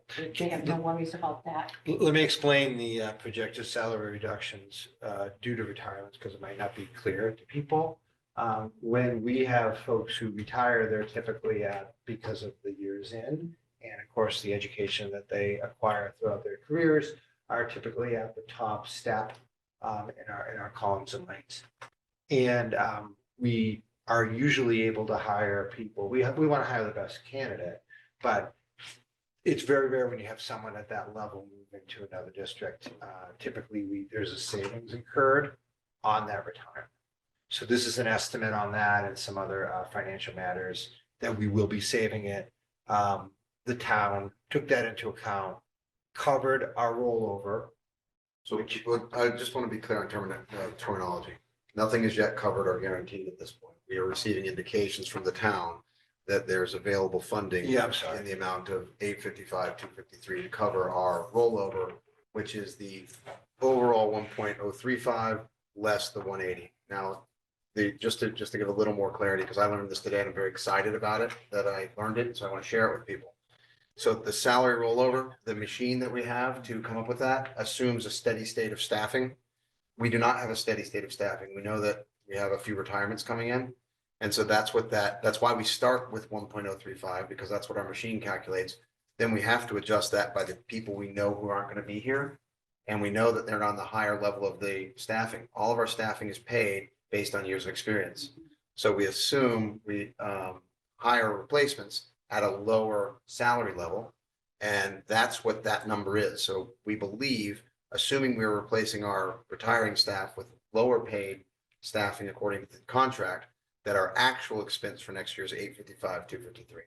So that was something I really kind of, it gelled for me, and I'm kind of thrilled about that. That's, So, that's very good. That's correct. Thank you. Right on. And we're hopeful that'll be covered. Right. So, And I yes. mean, just for an example, high level, step 16, Masters Plus, is like $110,000 in that ballpark, maybe 115. And then if you hire in someone who's got 6 years' experience with just maybe a master's degree, that's more in the $60,000 range. So it really depends on, That's where you get your savings. it's, So, it's really. It's a projection. so the 855, 253 is a number about which we feel Confident. comfortable. So, but there's more numbers coming. There are more numbers There that are more that are a numbers. little, not as comfortable. Haven't changed. We have a decrease in what we're receiving in circuit breaker from this year to next year in the amount of 136,501. So we have to make up that difference. Again, Sue, can you just, for people out there who might be listening for the first time, just explain what circuit breaker is and how it's awarded to us? So circuit breaker is a reimbursement that's given to us for special education tuitions and other services. There's a formula as always. There's a base. So if a tuition is $100,000, I think the base is about, I want to say it's in the 50s, like 51, 52,000. Mhm. They take that off. And we get this yearly. And then we get 75% of the rest of the tuition back. And it's not just on tuitions, it can be it's service hours, it can be all kinds of things. So that's what circuit breaker is. We get it every year. It's held steady at 75%, which is great. Okay. Um, Thank you. and then, as we know, this year, obviously going into next year, we have an increase in our special education tuitions. So that's an additional $464,000. The new piece here, That includes the rates, the rate hikes, right? yes, 14% for private schools that was for this year, was the 14%. for this year. Okay. Well, and it's also budgeting for that next year. So these are our anticipated special education expenses that we will incur in fiscal year 25. So again, remember, we're looking forward. Yes. So right now we have 464 plus 136. It's a little over $600,000. And now The we shortfall. Okay. So, in researching and reaching out to my cohorts and the Mass Association of School Business Managers, someone put the question out there, what are other districts doing? Because we're not alone. I mean, that 14% increase in private tuitions, pretty much, devastated everybody. It was just a huge. Yeah, it's a problem. It's a huge hit. And what the suggestion was you could do, is use Q1 circuit breaker from next year. So we're in arrears every year in circuit breaker, which has been the practice. And it's a practice in a lot of districts. So what we received last year, we did not touch. And we rolled it over in its entirety to cover this year. So all the payments that we're getting this year are rolled into next year. So what this would be was the first payment of next year, we would use next year, which would still leave us. As opposed to using it the following. Right, so it would leave us 75% of our circuit breaker next year to go into 26. So what you're saying is some districts use the money for circuit breaker the year it comes in, Yes, and some use it. I mean, in my opinion, best practice, and a lot of districts do it, they hold back that 1 year to go Of in. course.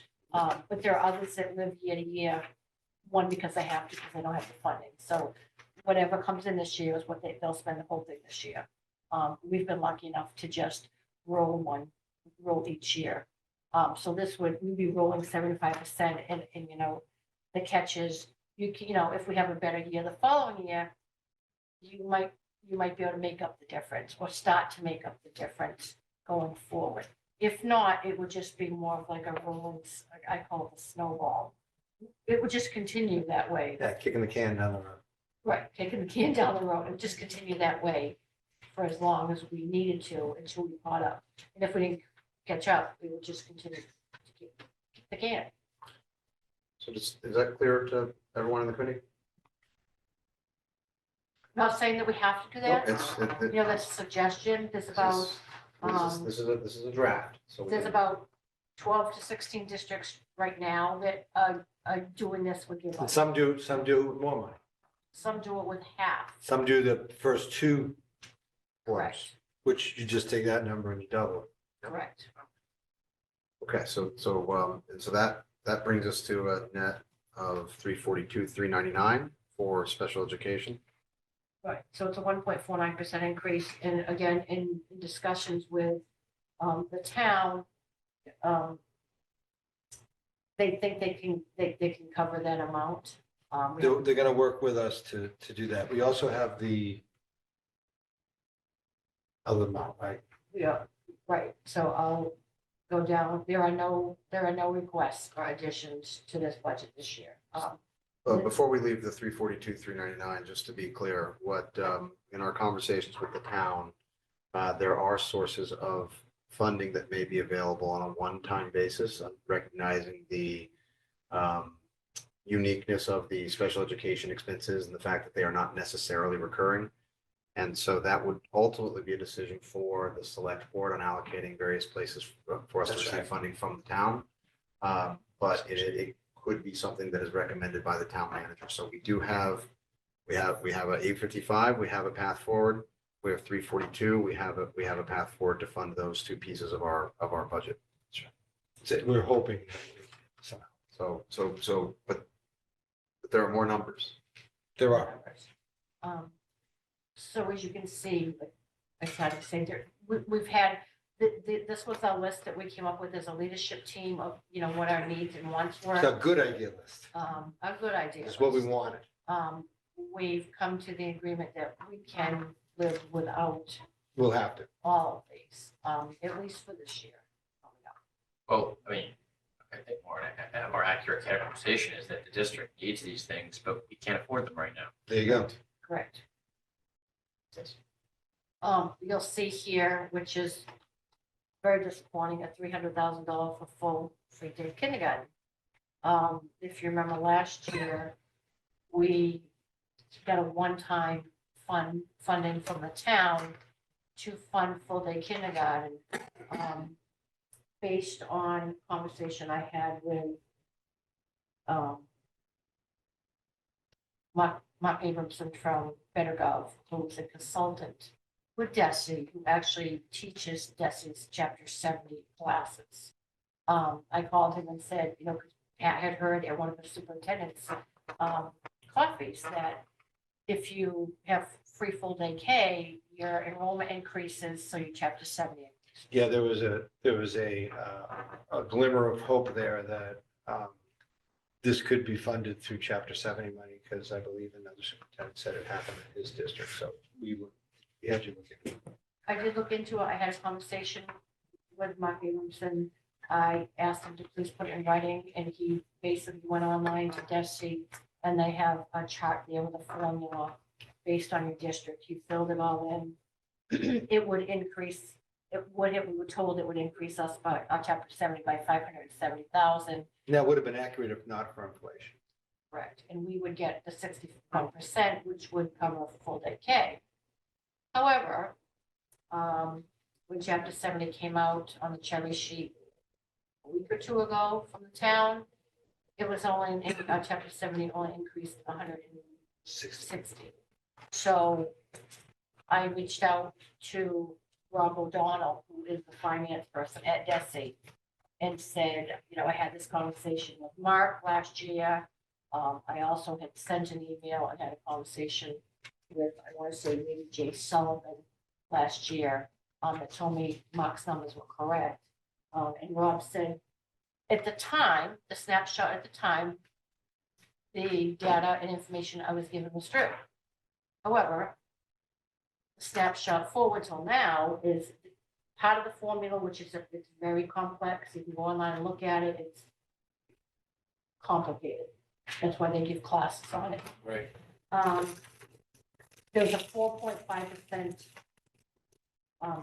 inflation rate that filled into that formula when I called and asked the question. And now, And it reduced our chapter 7 right, and significantly.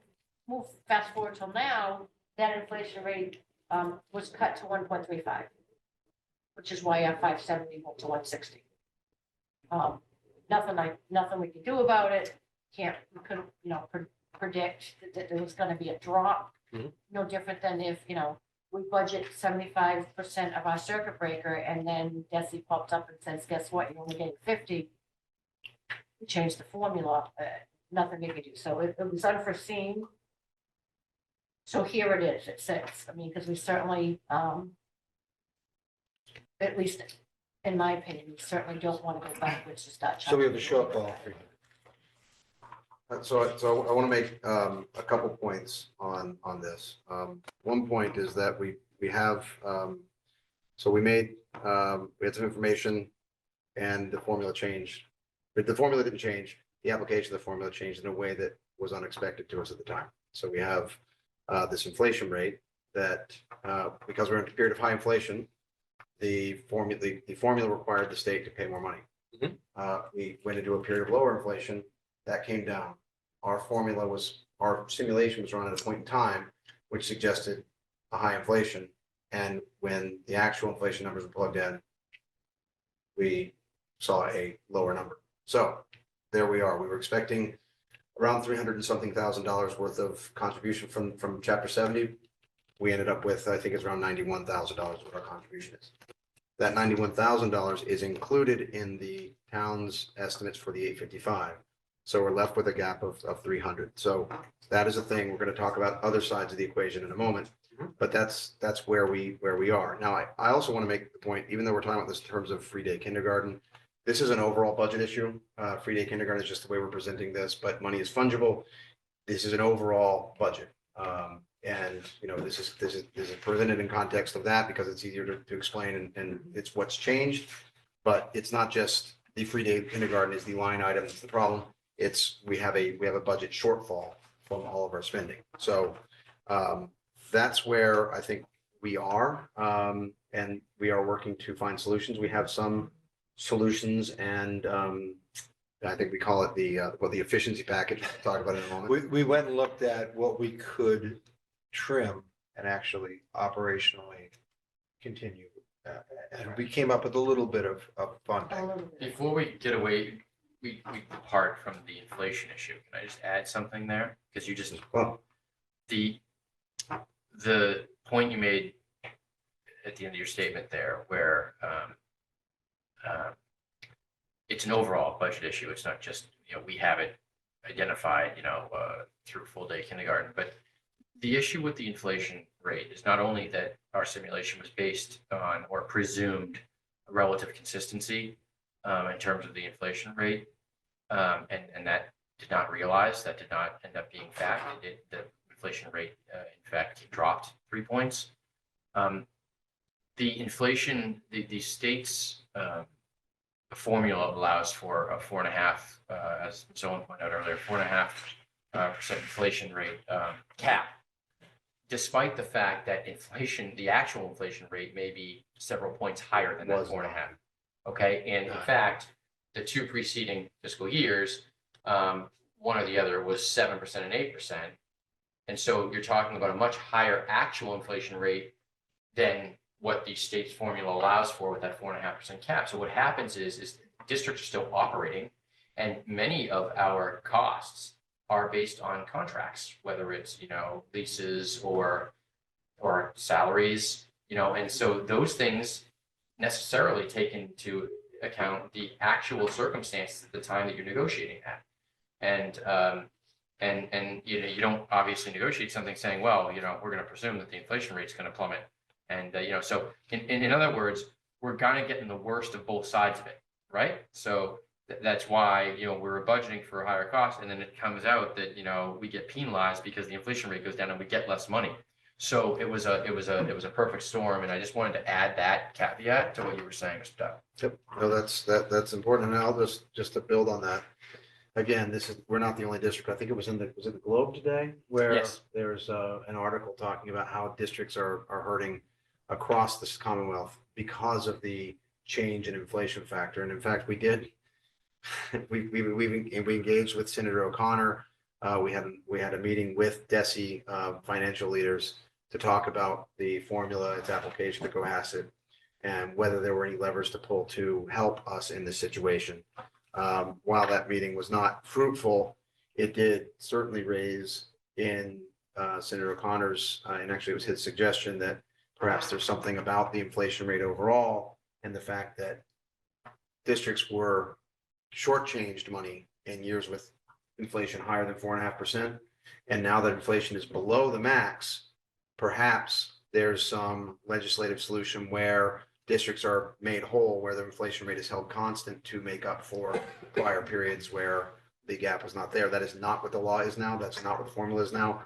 But I highlight that just because it helps point out that there are people thinking about this and there may be some changes to the formula. It does not help us.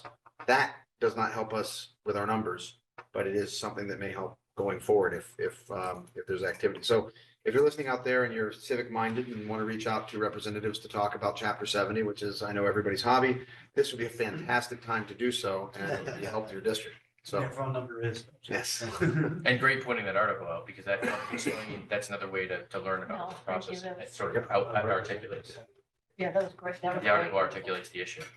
So, so that's where so we're now at peak nadir of, actually you can't have a peak nadir. We're now at the nadir of our budget discussion, where we're trying to find $300,000. So, That's right. Dr. Sullivan and Ms. Owen, I'll turn it back to you. So so if this got us through how we've cut 74,887. So we've obviously tried to make savings without cutting any positions. We don't want to cut positions. We had several ESP positions that were unfilled this year, and one unfilled for the entire year. I think it was 4. The director of student services, Barbara Swanka, has said she can comfortably say that we probably don't need 2 out of the 4. So you'll see a savings here. We're cutting the 2 positions. It's about $50,000. Nobody's losing their job because there's nobody in that And position. remember, our ESPs are set around our individual education plans and time associated with those programs and the time associated with those programs. We were able to fill it with staffing at a lower rate. We weren't sure that was going to be the case, but it was. And now we feel more confident we can carry on with that. So again, leadership team, department heads, we sent them back to their budgets and said, okay, what can you live without, at least for this year? So they came back with about $19,887 in reductions. Their original budgets aren't being reduced. They're just not adding to anything. And then our subscriptions, we're still working on, but at a minimum, there's a $5,000 savings in subscriptions. So that at least, doesn't make up the whole difference, but it gives us about $75,000 towards our deficit. And then if you look here, this new fund called Sped Reserve Relief Fund. It's new this year. It is to help districts offset that 14% increase in tuition for the private tuitions, which again, the private schools are at a much higher rate. I mean, a private school can run anywhere from $100,000 to $300,000 A year. So this Sped Reserve Relief Fund is supposed to help districts dig out of that hole. We don't know what that number is going to be. Payment is supposed to be made in May, and it can be carried into next year. So whatever that payment might be, we'll fill in that blank. Just don't know. When I talked to Rob O'Donnell last week, he couldn't give me any idea what it is. Which is one of the reasons committee members may have noticed that we are delaying our budget forum. We're pushing back our budget process because this empty box in cell C41 is a fairly critical box that we can fill, and we're hoping to know what that information would be in April. So So the total shortfall is $225,113. So that's where we sit today, is that it looks, we are anticipating, we have a budget gap that we need to close of $225,013. $113. There are other areas to explore. We are, as I said, we're looking at that sped reserve relief fund. We are looking at recharacterizing some of our expenses. We're combing through the budget to see where we can find other areas for savings. And we are working with our friends at the town to find out what, if any, other allocations, while being sensitive to the fact that the town also has, its own demands on the budget for other very valuable services like police, fire, roads, etc. So there's more work to be done, obviously. We will find a way through this, and we will get to where we need to be. And there's also some other tools and levers that we don't need to necessarily go into now because they're not fully formed ideas. But I wanted the committee to be aware of where we are in the process, and I wanted the town public to be aware of where we are in the process, so that this is transparent as we work through this. And of course, I'm happy to take questions from citizens. But at this point, I'll open it up to the committee for any, unless Ms. Owen or Dr. Sullivan, is there anything else to add? And No. just to add to what you said, that we did postpone the budget hearing. After conversations with the town administrator, town meeting is a little bit later. It's in June instead of May, so it kind of is giving us more time to figure out on both ends, the school side and the town side of, how can we make this number or meet this number or meet the number that's available to us. So we've kind of postponed stuff and pushed things out a little bit, hoping that DESE will release, if they're going to make those payments for the new sped fund in May, hopefully they'll have the answers in April, and then we can fill in the blanks again. So I'll open up to questions from the committee. I won't call on people, so we'll just, if there are people who have questions, just indicate. I'll give you the floor. Ms. Lusky. So I just have a question about the two ESPs in the special education department. Given that part of the problem that we're in is this sort of real variability in that special education population, are we at all sort of in a position where we may find ourselves needing those two ESPs in 6 weeks? Because a family has moved in or a child is newly diagnosed and qualifies for services. I just feel like that's a population that seems to be at the crux of some of our budgeting issues. And I think that's probably why Mr. Solonka didn't give up all 4 positions. Because there's 4 positions right now that have not been filled out.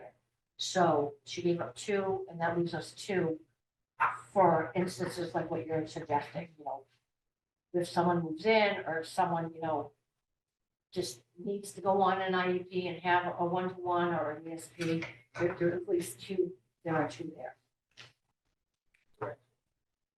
So, but the reality is we lose some flexibility because we don't have the funds. We do lose flexibility. It's not a good news subtraction, but it was something we could do, and we feel pretty confident we'll be okay.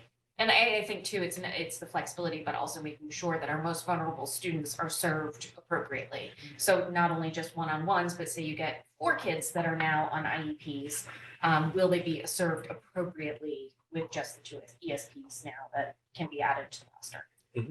So just- And as with anything, if there are significant changes during a budget year, those are changes we have to address. We've done that in the past. That's Yeah, we never- a slightly different process, but given where the amount of dollars that are available, it might be harder, but you were absolutely right. We are losing some flexibility. And also too, Mr. brought up Kearney. that was brought up in the subcommittee. I agree with you.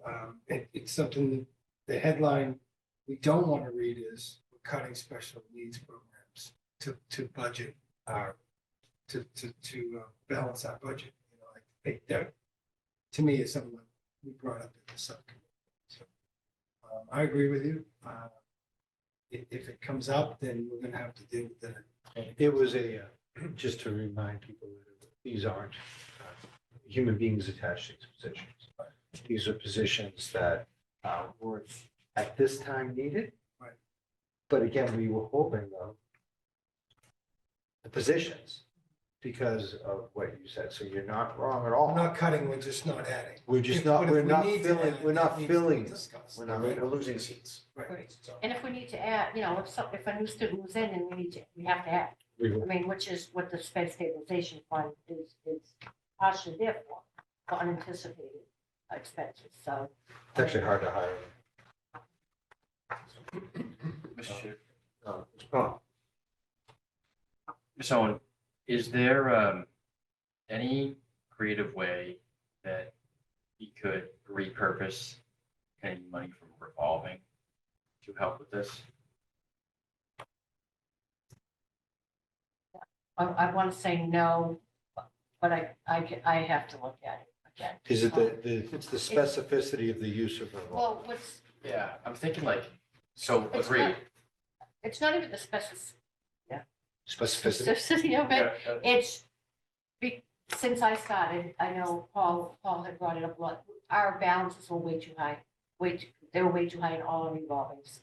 That's not the case anymore. I mean, it's right down to, where it should be. It's low. I mean, some of them even running towards the red.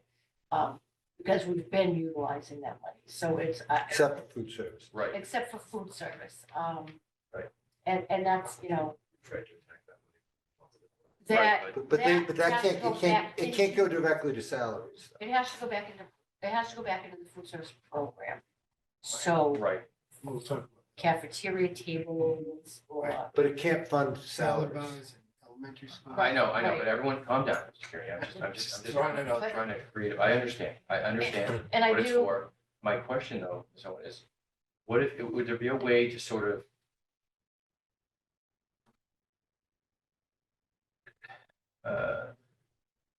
direct those funds to costs that so food service related expenses that might come from elsewhere, so then that money wouldn't be we would be using the revolving money to fill some operational food service related expenses that we then wouldn't have to divert from other areas in the budget. Mr. McGlynn, if I may. Yeah, I think the concept is a really good one. I'd like for us to explore what we can do with our. it's just I'm just thinking out loud. No, I know we what should. I'm you're not saying we should. I just don't And sure we we've should been- necessarily do the details in the open session. I think I agree. we've been doing things like that. Unfortunately, the food service program is self-sustainable. Yeah, no, So no, there's nothing That's fine. I coming think that, operational. I think the chair, You get the- I'm just, I'm throwing it out there as a possible consideration, Because so we've let's looked look at into it when offline. when we furnished the senior lobby, There you go. when we fixed well- the air conditioning in the yeah. cafeteria. So I think we've got the ideas. Let's Okay. get that in the revolving accounts. I do want to To the mention one extent. thing, just FYI, we still have $500,000 in an air conditioning that we're not fixing. Like, where is that money? It's capital. That's capital. There's money actually sitting in an account, $500,000. We haven't done anything with it That's in capital. 4 Yeah. years. So why don't we look at that? We can't take it for operations. So- Mr. Kennedy, the issue with that, this came up when we were talking about vestibule and all sorts of other things in our budget process last year. The reason you don't, that it is poisonous to take capital budget spend for your regular budget spend is capital budget is one time, budget is ongoing. Right. So if we close off the gap this year with a capital budget item, Yeah. it's back next year. We don't solve the problem. Right, but we It's- have, yeah, I agree, So- I agree. so I'm we just don't- saying that we're not, we have, I guess that problem has to be solved. The problem, and that's the problem. And what happens is, in fact, this is apparently what happened to the schools several years ago, resulting in the reallocation of town resources. And actually, for a while, the school's budget was handled at the town because the schools were patching over budgetary chronic issues with capital expenses. So I don't know if that's true. I don't want to go on record and say that's true, but that's why even if we have the $500,000 sitting in an account somewhere, we should look at it as off limits for solving a budgetary issue. Now, we may at some point have to go back and say, look, are we ever gonna use that? And then we return it to the town or figure out a way to Right, reallocate I it. think that's what we. But need that's to a do. different capital question. Okay, It's not in front of the. we'll committee. take that up and maybe subcommittee, Pat, and we can kind of focus that. Because if it's just sitting there, $500,000, it's not doing anything. Yeah, let's stay focused, because we are gonna move. I say that because I voted, I was a member of the committee when we got the money, figuring that we were gonna fix the AC. And you It still hasn't. remain a valuable member of the committee. I just want to get. What's the air handlers on top? of The it? air handlers, but they still haven't been done, so it's just money sitting there that.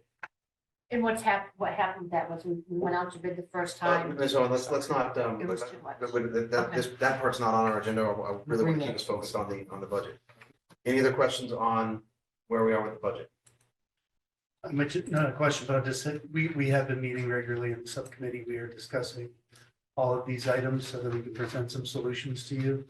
And we are committed to leave no stone unturned to figure this out. I have no doubt that the Stones have no chance of remaining where they are. So, The Rolling Stones. great. All right, so with that, no action is requested of the committee. We'll move on to, any other questions on budget before we move on to capital?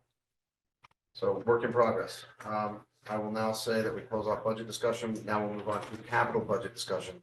And this is the capital budget that is presented in our materials on item F2 and shown on the screen here. I'll turn it over to Dr. Sullivan and Ms. Owen. Ms. Owen, please. So the top half of this list has not changed at all. So this is, most of them are our reoccurring leases for, So remember, just to put this in context for everybody out there, we have we have a division of our capital expenditures. We have a stabilization fund that was approved by the town for 1.5 million. And we have items that, in working with town facilities, were selected for those. And then we have a list of what we would call our regular capital. And the Qs mean that we have direct quotes. If it doesn't have a Q next to it, it means that we don't have a direct quote, right? correct. We talked about all of this in subcommittee, and we had some varying thoughts on it. So that's why we really want to bring this to you to get a complete thought from the committee. I'll leave it to it. So the top half is our usual every year ask for bus leases and Chromebook leases. That has not changed at all. And, you know, we get in the ballpark anywhere from 400 to 400,000 to $1 million, depending on the year. So right now, if we funded everything, it would be 801. The only thing we don't have a quote for is the middle high school classroom hallways. And then we get to the second half, which is what Pat talked about with the SPED. That's yeah, fair. the Capital Stabilization Fund, which we School awarded stabilization. 1.5 million to hit our big ticket items. So we did meet with facilities to talk about what items we would put forward. Obviously, the fire alarm system here in this building needs to be replaced badly. It's still in working condition. So just to be clear, we had an original list, okay, of capital items that we were going to use, that we had talked about with school facilities. However, we received a quote that changed the way we listed it. So Yes. this is not a unanimously agreed upon by the subcommittee Correct. list that you're gonna see, but it's what we want to put in front of you for consideration.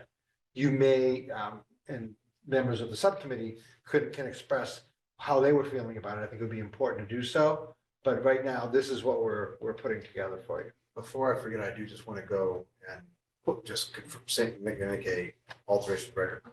The fire alarm system in this building is in working order, correct? Yes. It is at end of life and it's time Yes. for us to consider replacement, but it is not, No, We- it we is- have a working it fire. works. And it needs a study before we can actually. just for the record, you're not sitting on a building with no working fire alarm. Okay. And I totally support, we need to fix it. So this was the original list that we put together for the stabilization fund, and you can see the fire alarm. We put money towards the Osgood roof, finished retiling Deer Hill, because that definitely is structural for the building. And then we got into all the paving and sidewalks for Deer Hill Middle High School, and the road between Deer Hill and Osgood, and then the generator. So that originally brought us to the 1.5, which we were Can you stop for 1 second, though? comfortable with. So if you go to if you look at the asphalt road and sidewalk between Deer Hill and Osgood, and this is working with the best knowledge we had from DPW, and notice how much we budgeted. Now, Okay. So now we've got the we quote. budgeted 150,000. Here's the quote for only Deer Hill and Osgood, not Middle and High School, not It line, was over $1 million. not line painting. And it's $1,025,000. Curbing though, I did hear from our town manager that 1 million would include most of the curbing. It does. It includes most of the sidewalks, with the exception of some that they had deemed in good condition. It does not include lining, and it does not include anything to do with, just so people know, anything to do with the Bus parking. any proposal of any bus parking lot that hasn't even been talked about yet. That does not exist. Right now, not for us, it doesn't, but it's, you know, It should be noted too that there's only one, that's only one estimate. I don't know that. I don't, is there only one estimate? Okay, thank you. So the fire alarm is still here. Finishing Deer Hill, I mean, it's partially done. And then the Deer Hill Osgood pavement, and that brought us up to the 1.5. Now, that's not a decision that hasn't made, that was just what Pat and I talked about and thought was probably the best use. We're still waiting for estimates and quotes for the middle and high school.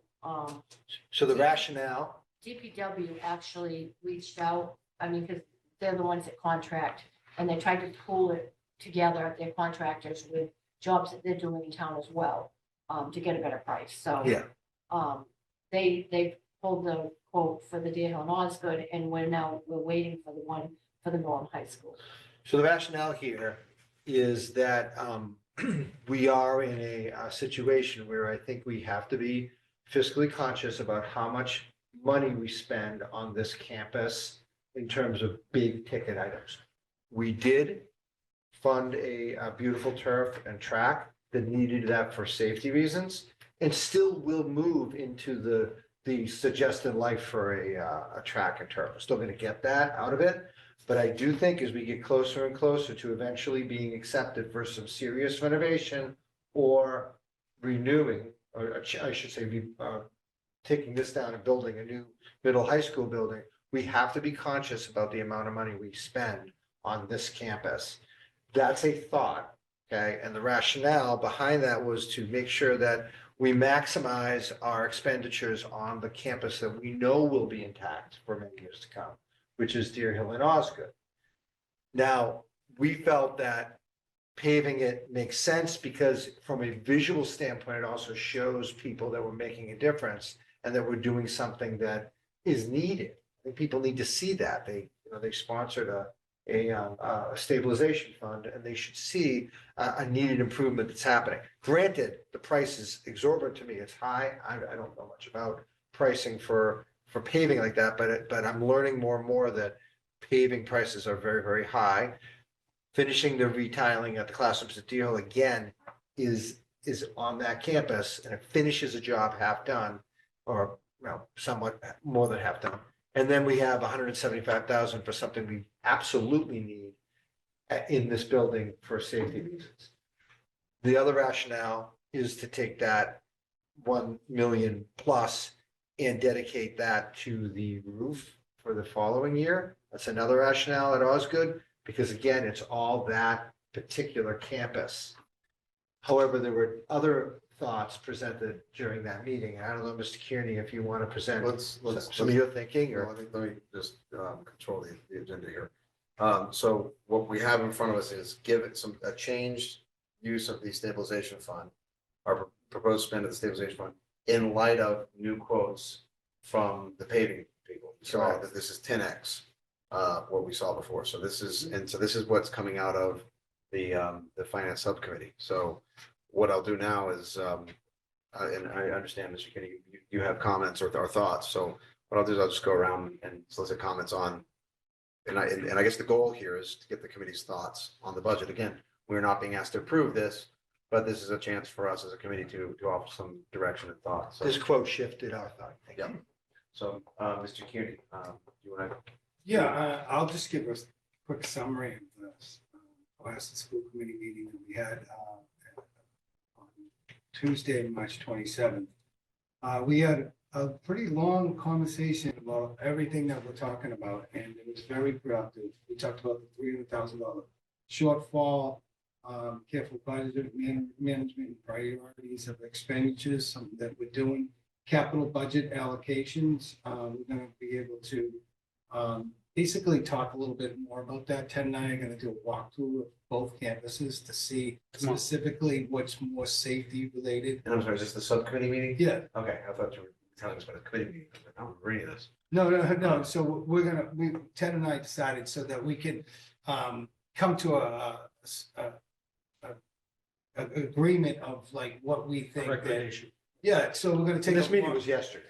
Was it yesterday? Yes. Wow, see, I don't even know what days it. That's right. Did I see March 7th? Why was March it? 27th.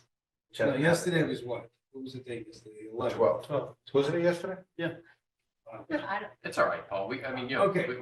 Yeah, What did it sorry. say? So it's March 12th. Yesterday. Ted and I. And I was for the first time on time. Yeah. So there was Mark that there was up. talking about that, and then there's also yesterday. too, was like coming up with a short-term plan and then a long-term plan. What is feasible, what isn't feasible?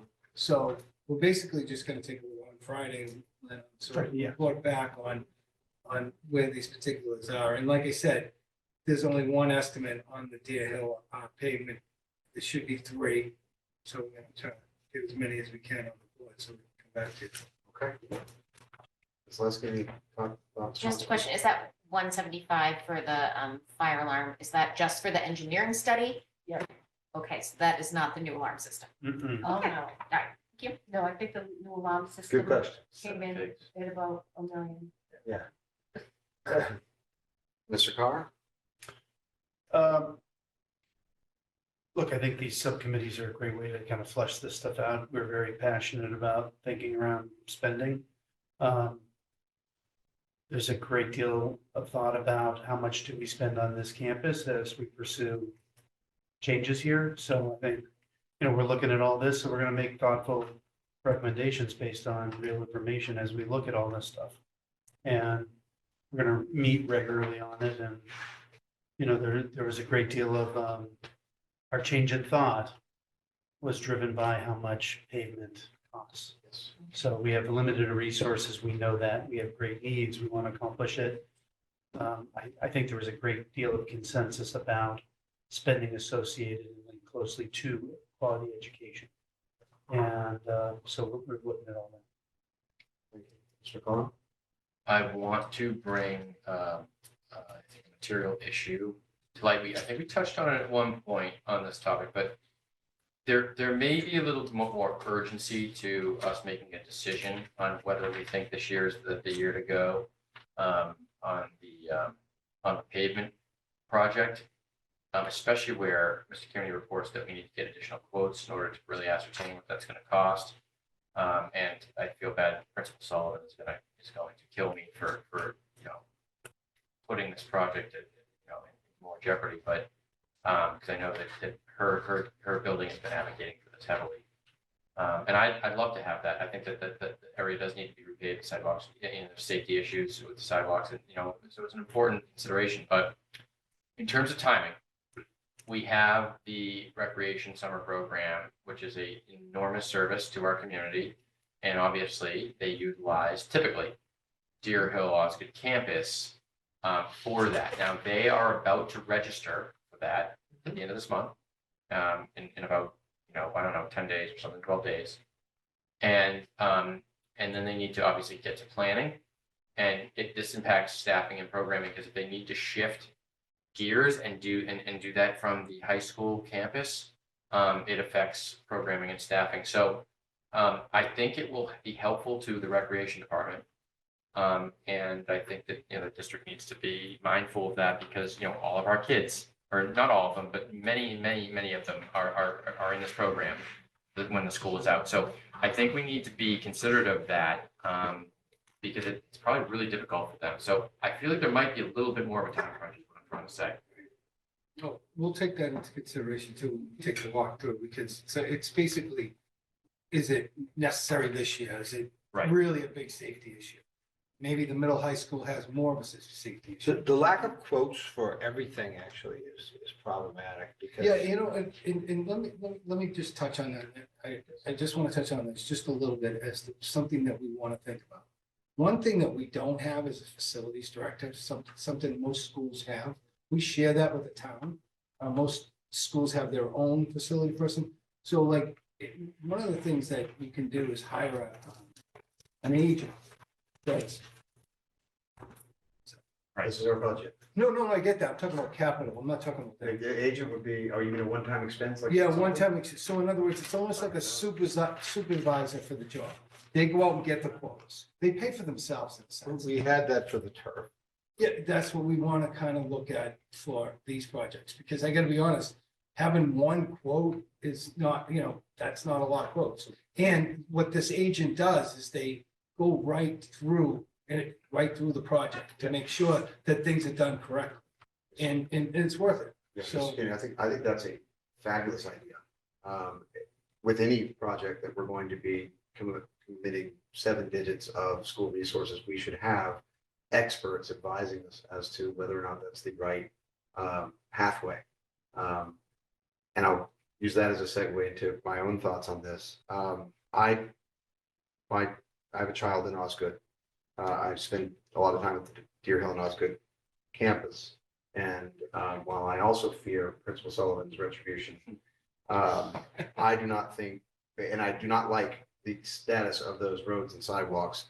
I don't think that's $1 million problem for the schools. I do think the fire alarm is a potentially $1 million problem. And I think the roof of Osgood and the roof of Deer Hill are 8-digit problems.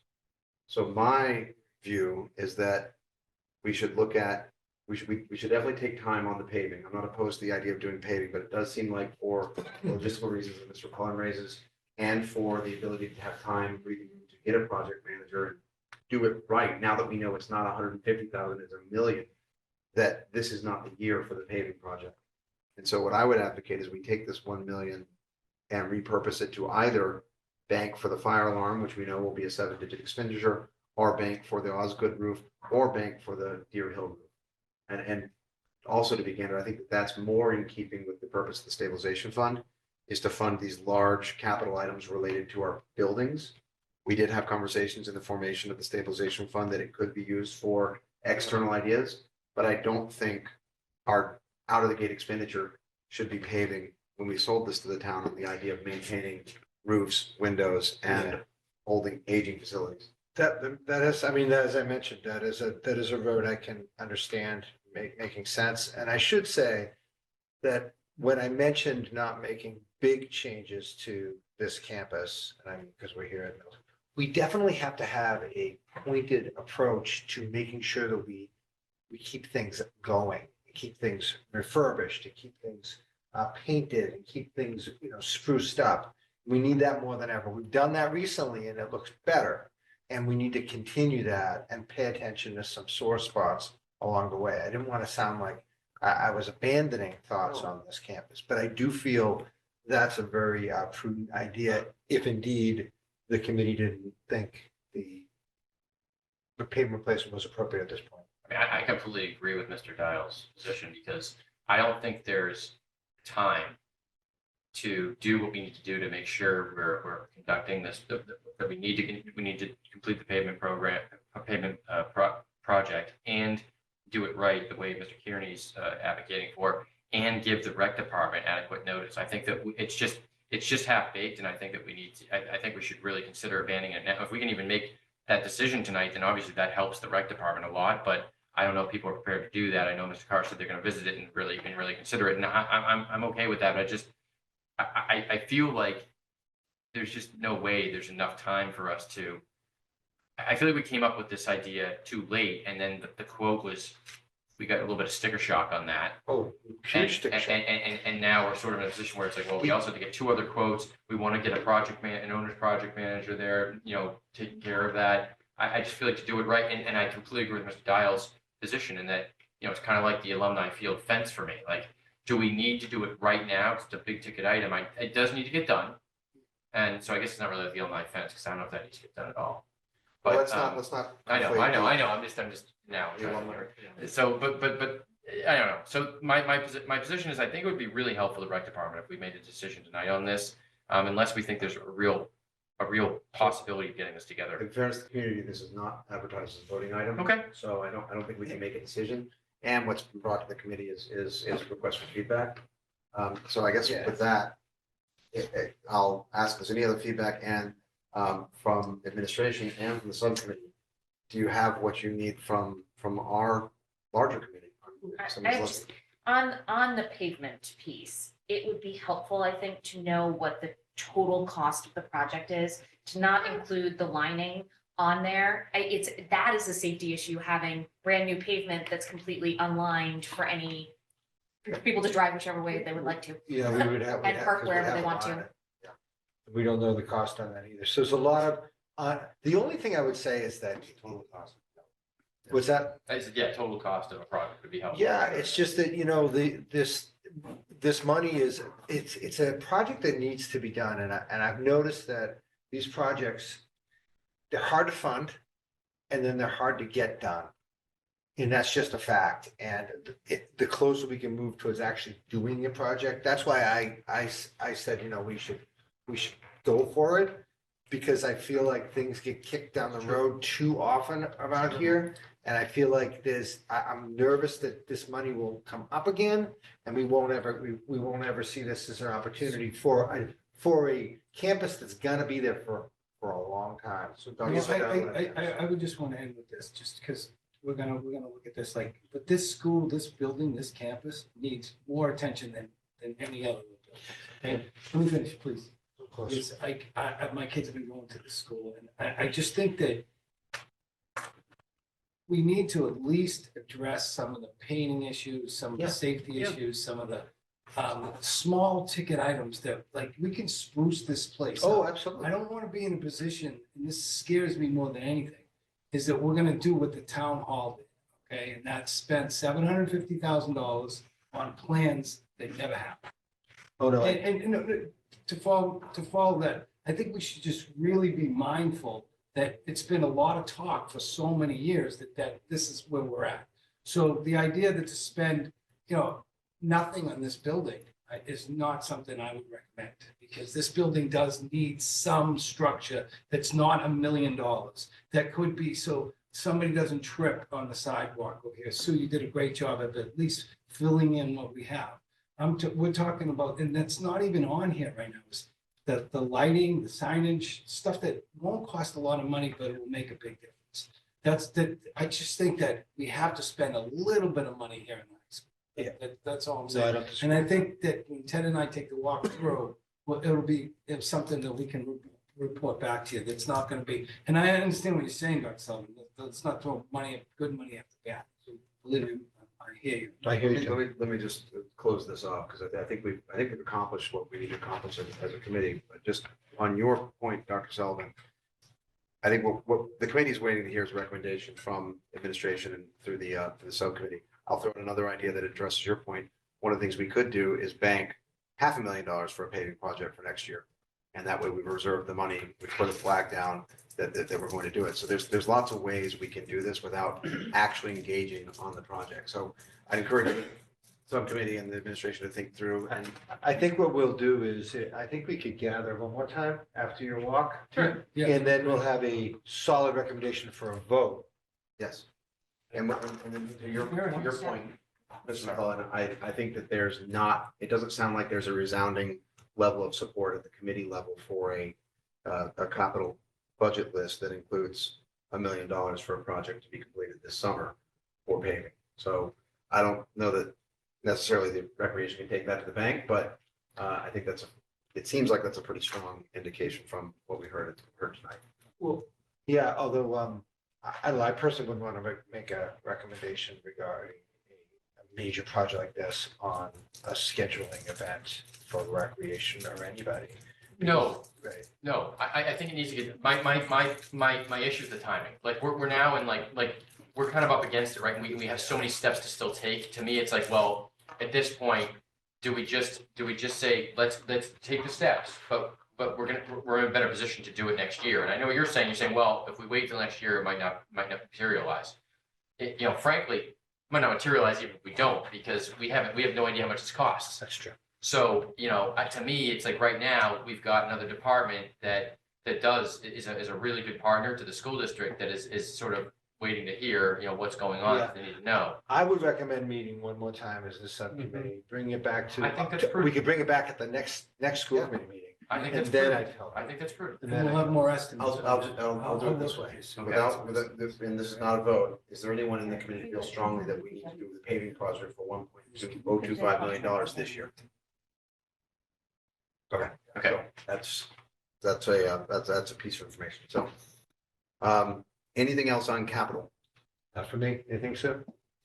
No, I mean, it makes total sense. My only concern, I guess, is, and it could be way off. Does the community want to see the results of their $1.5 million? I mean, what are they gonna see? And it may not matter. I think that's a consideration. Yeah. I think it's a consideration as you're thinking about digesting what we should spend things on in light of new facts. You know, if there are things that are visible, and it's also, and this may not be for the stabilization fund, but, you know, are there allocations, to Mr. Kennedy's point, for other needs of the building, like, you know, paint? I know painting can be expensive even in a residential context, so are there areas where we need to do that? So are there, we don't need to decide that now. No, and we've been painting constantly. No, I know. Constantly. I mean, just because of Mr. Kennedy's work, you know, and his advocacy, we do the whole middle school. We do this. So we're continuing to do. But I guess, I don't No, want to there is discuss some paint, when I say paint, to be honest with you, I'm talking about what I would like to just change and beautify it is every day I pick up my children over here, Mhm. and it's that your office, I see you there, it's that area right there. I'm trying to improve my. I'm sure you disagree. It's not you, it's I'm just kidding. behind, if you look out your office, it's that compressor that's there. We could paint that, all I'm asking for is the outside of the school, when you're driving up, is Yeah. painting that white. I That would know. look beautiful, just little stuff, I'm not. Yeah, they asking painted for- that blue recently, but it maybe didn't. No, it's white, So- I'm talking about the white paint when you come up, White. when you come up in the crossroads to the top. Mr. Gann, let's, for I'll go over it with the Ted. viewing public and the committee, let's Absolutely. Ted, go over you these know, on offline, but, I think we can agree. so I think I think we've gotten the capital budget discussion done. I think we have our next agenda item. We'll turn it over to our superintendent of schools to lead us through disposal of surplus materials. Okay, yes, so there's a future presentation attached to this when we do have money to put with it, but right now, you see, I'll direct you to agenda F3 item. And it's a letter from Kathy Cerruti, who's our library media specialist at Cohasset Middle High School. And she is in the midst of working on a library collection refurbishment project alongside a Follett Library consultant. And there are actually 2,371 books in total that we are nonfiction books that we're looking to read and purge because of the fact that they are of an average year of 1973 in the middle high school library. And we have a partnership that we've worked on with the under Ms. Owen's direction with Ms. Cerruti and PSO over a 5-year period to refurbish those books. When the PSO is ready to provide that as a gift, we'll invite them along with Ms. Cerruti to present that. But right now, we're looking for the permission to read these books, which quite frankly are of no good use to us. And there's a lot of them. Dr. Sullivan, How many books do we have in our library? A lot. Yeah, because that seems like a Two lot. thousand seven hundred and thirty-one, seems like we might have a lot of empty shelves afterwards. However, I just sort of did a cursory, I feel like it would be the equivalent of 6 of these units. Well, we're buying the books. So the 6 other of these thing, units they're talking about isn't in this list. if you don't Rough want, estimate. if you'd like the full presentation before you vote on anything, we can arrange that too. I would, because I'd like to just, I mean, this is all, I applaud the initiative. I love the effort. What's up? I'm seeing Shakespeare. I mean, It might- it's still It relevant. might be because the book is in bad condition and they. Oh, okay. Yep. So there's a different, see the, did you see? Oh, the The musties. acronym. Yes. So, but I It's- agree with, yeah, I mean. And some of these, like the Harvard Dictionary of Latin and English Languages from 1943, may actually have like historical value. And that's- We'll get Mr. We'll have Mr. Rudy come in and present. We've got Hoyt's Well, New it's- Cyclopedia of Practical Quotations from 1922.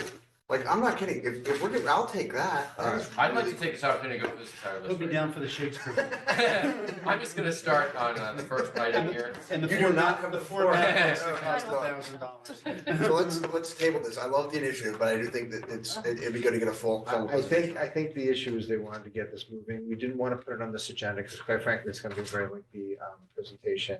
And there'll be a lot of questions and it's, we we're hoping we could get like a little head start and do some of the reading. Understand. I also think the book's available to our kids is a very Okay. weighty. Next meeting, we will put it on. So. Is there a way that you could, like, when you say, what you want to do, what does that involve? Well, I didn't want to present anything until the PSO was ready to give a gift. Because I think this involves a significant amount of money over a 5-year period. And I thought that that should happen when they're ready to give a gift. They weren't ready to give the gift, but Mr. Cerruti wanted a head start on the reading of the books. Can you just tell me, I think, what is that term? List management or Reading? get rid of? Weeding. Getting rid of them. Getting rid of, surplusing, getting So rid of them. pull them and getting rid of them? She wants to get rid of them.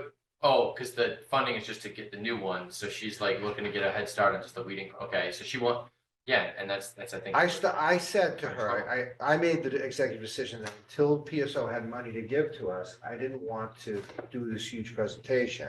Also knowing this agenda was a bit full, okay? That I didn't think it was a good idea to do that. But now I'm seeing that the committee would like that and we'll do it, but I don't know when the PSO will be ready to give us the money. So do you want me to wait till the PSO is ready to give the money, have Mrs. Cerruti and the PSO here together? That's fine. Now, Mrs. Cerruti is one, she's under a little bit of a timeline. It's just the way it's gotta be. We're gonna do it right. We're gonna get. Dr. So let me, I'll defer to your leadership on this. I guess from a committee as far as timing, I guess from a committee standpoint, I think that if we're going to approve the destruction of 2,300 books. Yeah. We want to learn a little bit more about the process, what the criteria were, how it was You got done. And you know, what we're going to do with them. And I guess I understand that there's a timeline, but it sounds like it might be an artificial timeline. I don't think it is, but it doesn't matter. It's, we're not ready to do that today. So we will present at the next Well, we meeting. might be, I guess if there is a timeline where we. I don't know the timeline. Okay, so, But we'll give a, we'll. but I give don't a want full to lose an pres- opportunity, like if the grant, I guess I don't want to lose out on something. If we have to do this tonight, I think we could. We're not ready to. So we'll give a full presentation at the next meeting and we'll roll with the punches. There'll be no punches. Well, we'll roll with it's a saying. It's an Irish thing. I'm kidding. Roll with the changes, roll with the. Dr. Sullivan, I'm just gonna use this opportunity to say, I really very much enjoy your superintendent. Thank you. Yes, no, definitely, we tried to get this going, but I do see the need for a full presentation. And because I can't look you in the eye and say that I can explain all the 2,000 book changes. So, it's, like I said, it's probably like 6 shelves, we gotta know what we're doing. But I think we're gonna And ask, if the money doesn't come and now we have empty shelves. Well, It's gotta be more than 6 but we're gonna try to It's gotta be get, more. we'd like to ask the PSO to join us for this Yeah, presentation. if they had a consultant come in from Forward to go through the books, They did. and decide what, she said the average year of the books that we have. It's 1973. It's all on here. Right, it's- I mentioned that, but Where did the books go? Hold on.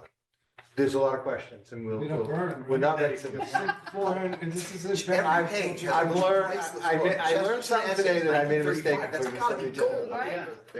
I learned that like within like my second sentence, so I'm okay. We're The history of everyday We'll things do- in English. I think you would take We're next not ready reading. for it, but we are ready for a discussion on, Food service. yes. So, Yeah. any, Ms. Owen, Dr. Sullivan, anything on food service? It's one of our standing agenda items we have, just to kind of reinforce to the community that we have so many functions as a school district. Well, I did mention in the pictures, the wonderful food service meeting. I thought it was great lunch and but there you we go. can talk about that. But Sue, do you have anything that, I don't want Yep. to, good. He's hoping to have the senior cafe. He being Mr. Vinny, Cordero. I'm sorry, Director of Food Service. Yes. Vinicio Cadon, is hoping to have that senior cafe up and running, in April. The heater warmer is already in there. He's just waiting for the POS system, and then he said he wants the kids to be able to start eating out there in April, so that's coming. He's made a lot of improvements, Yes. a lot to, there's still a lot to go. Still, trying out different types of foods for different kids, it's, work in progress, and I know he's trying to do it at a pace that he can keep up with, because there's a lot, and it's like Rome wasn't built in a day. There's a lot of improvements that he can make. He just can't make them all at once. He's trying to pace himself. He's been focusing a little bit more on the elementary now. He's been, meeting with the principals. He's got some signage over there. He's, doing different types of food services over there. They're picking up catering. I know he talked to me this morning and he said the elementary schools said they don't usually do the catering. The high school does the catering. And he said, well, if we're having an event at Deer Hill, then Deer Hill's gonna do the catering. That's great. So, he's making, Sounds like a real agent for change. he's making, he's making changes, but he wants to do it, cautiously, courteously, and, in a safe pace that he can keep up with. Excellent. Any comments, questions to the committee on food service? All right, we'll move on to community relations, communication.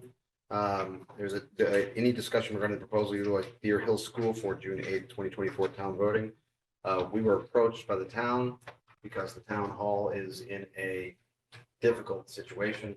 Where we normally vote, for those who voted the most recent election, you will note that the voting was at Willicott Commons because the town can't use town hall. The town is looking for other places. They reached out and asked if they could use Deer Hill or the schools, anywhere at the schools for the June 8th town elections. And Dr. Sullivan, I believe we looked at the safety implications, any implications, and found none. None. It's a Saturday. We have youth lacrosse there in the morning. We don't even feel that'll be an issue for them.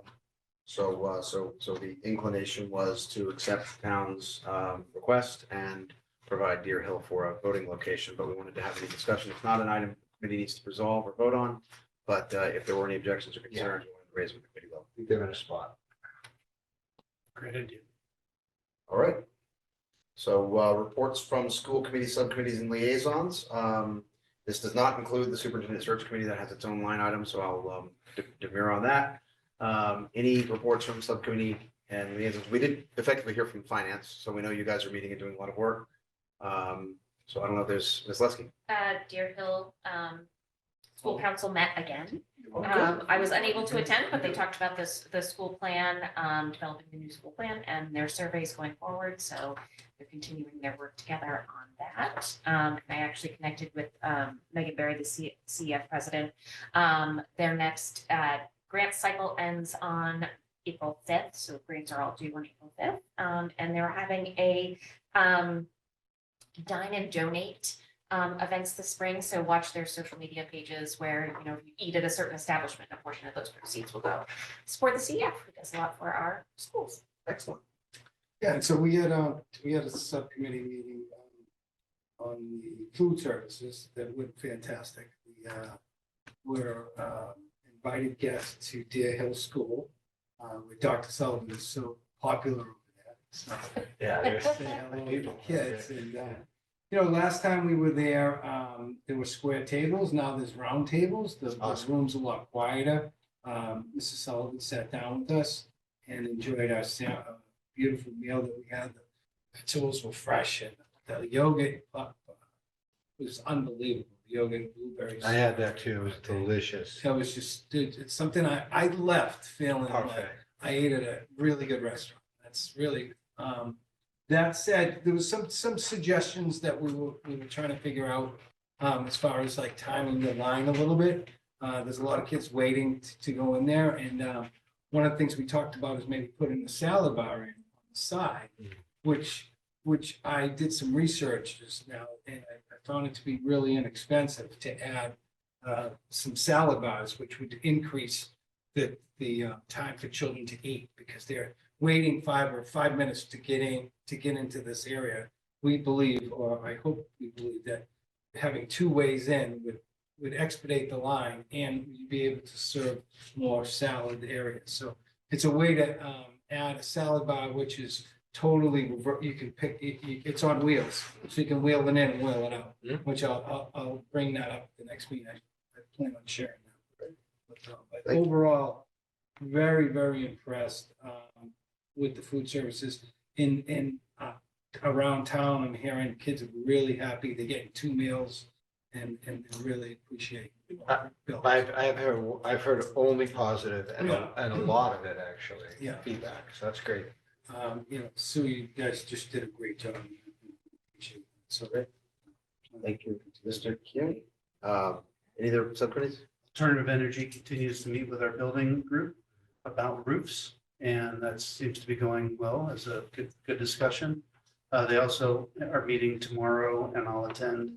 There is a discussion of a state new incentive program that allows schools that have a shared school district, and I'll tell you why we might qualify, to be able to get fully granted vans and vehicles that are electric or hybrid, paid fully.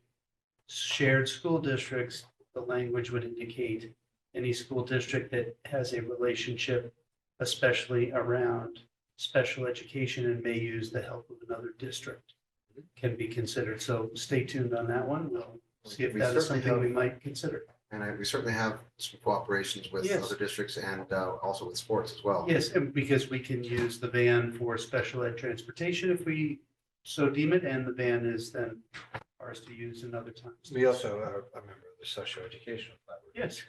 Yes, so Great discovery, Mr. Carr. stay tuned. I'd like to say I had anything to do with that. There's a person on the Alternative Energy Committee that has told me I should be at the meeting tomorrow. Should be a very robust conversation as she is in Singapore. Yeah. Great, thank you. That will close off our reports from school committee, subcommittee liaisons. We have 2 voting items under our school committee governance related to the submission of our statement of interest for the Cohasset Middle High School. It is 2 voting items because we were informed that we need to submit for both schools, even though it's one building. That's something we learned last year. A couple of things. I have there's a magic resolution. You may recall it from the accelerated program we applied for the Osgood School. Osgood? Yes. Osgood Roof. Osgood Roof. And so I'm going to read out that resolution. But before I do that, the statement of interest has been circulated to the committee. It's largely the same. It's the same statement of interest as last year. As It's last just, year. you just change all the dates. So- There's really no major changes. Wasn't there this is for core, right? This is for the, yes. Wasn't there a changeover? They were using different forms or something this year? Well, I don't know. I mean, I'm gonna go in and submit it. So if I have to put the information in a different form, I will. But there's nothing substantive in the changes. Like from what I'm writing. Right, the substance. Okay, that's all we're approving here. Okay, I was just, okay, all right, fine. I'm just a heads up. I feel like there may be some sort of I always love your help.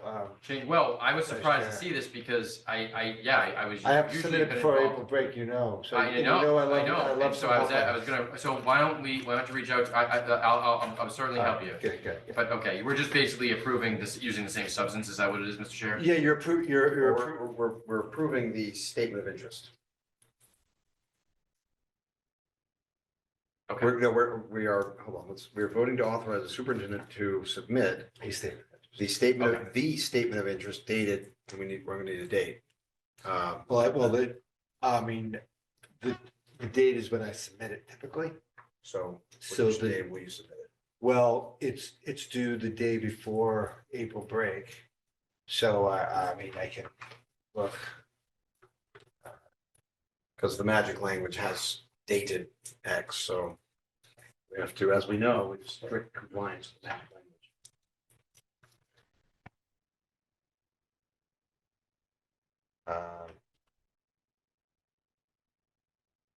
I have done like April 2024 in the past. Okay. Yes. You know, yeah, dated I got April it, I got it. 2024, I think we can do that. So Friday, April 12th. April 12th. Okay.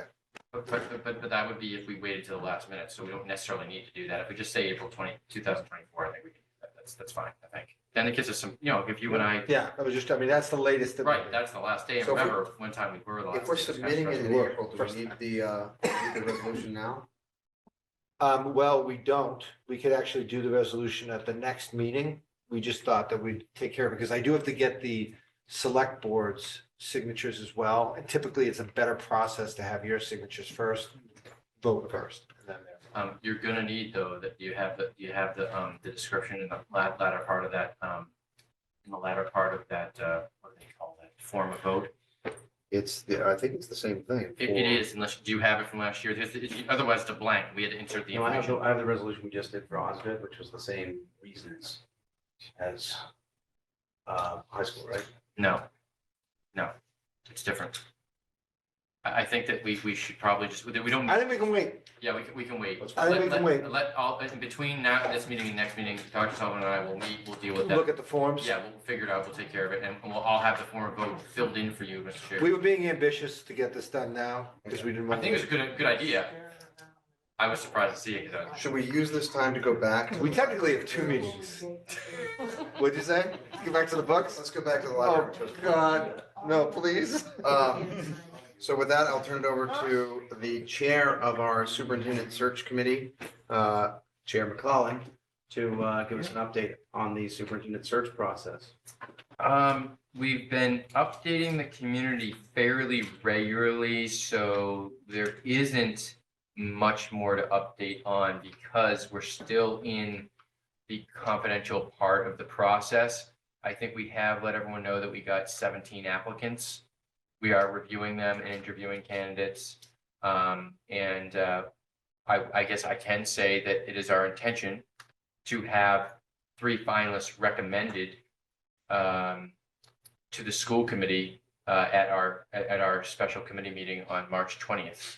So on March 19th, the committee's meeting to determine which 3 candidates of the 17 will be the finalists that we're recommending to the entire school committee for consideration in this process. And so that's a nice reminder. I should have gone around, but we are pulling together a special committee meeting for the 20th, which will be next week, to receive the recommendation from the subcommittee.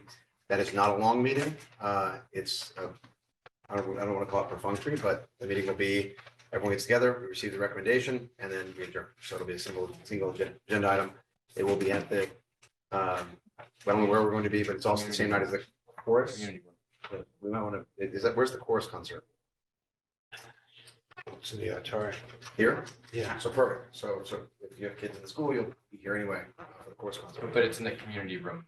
Downstairs? It was where it was posted, the special meeting, because it's so quick. Yep. And the reason for that is because that's when this frustrating sort of confidential facet of the process ends. Once we announce the finalist, it's already been The- pre-approved that, if we're notifying you're a finalist, they've agreed that it's public, and then we can speak publicly about the candidates. There'll be forums where the community members can come and actually engage with the finalists Finalists. themselves.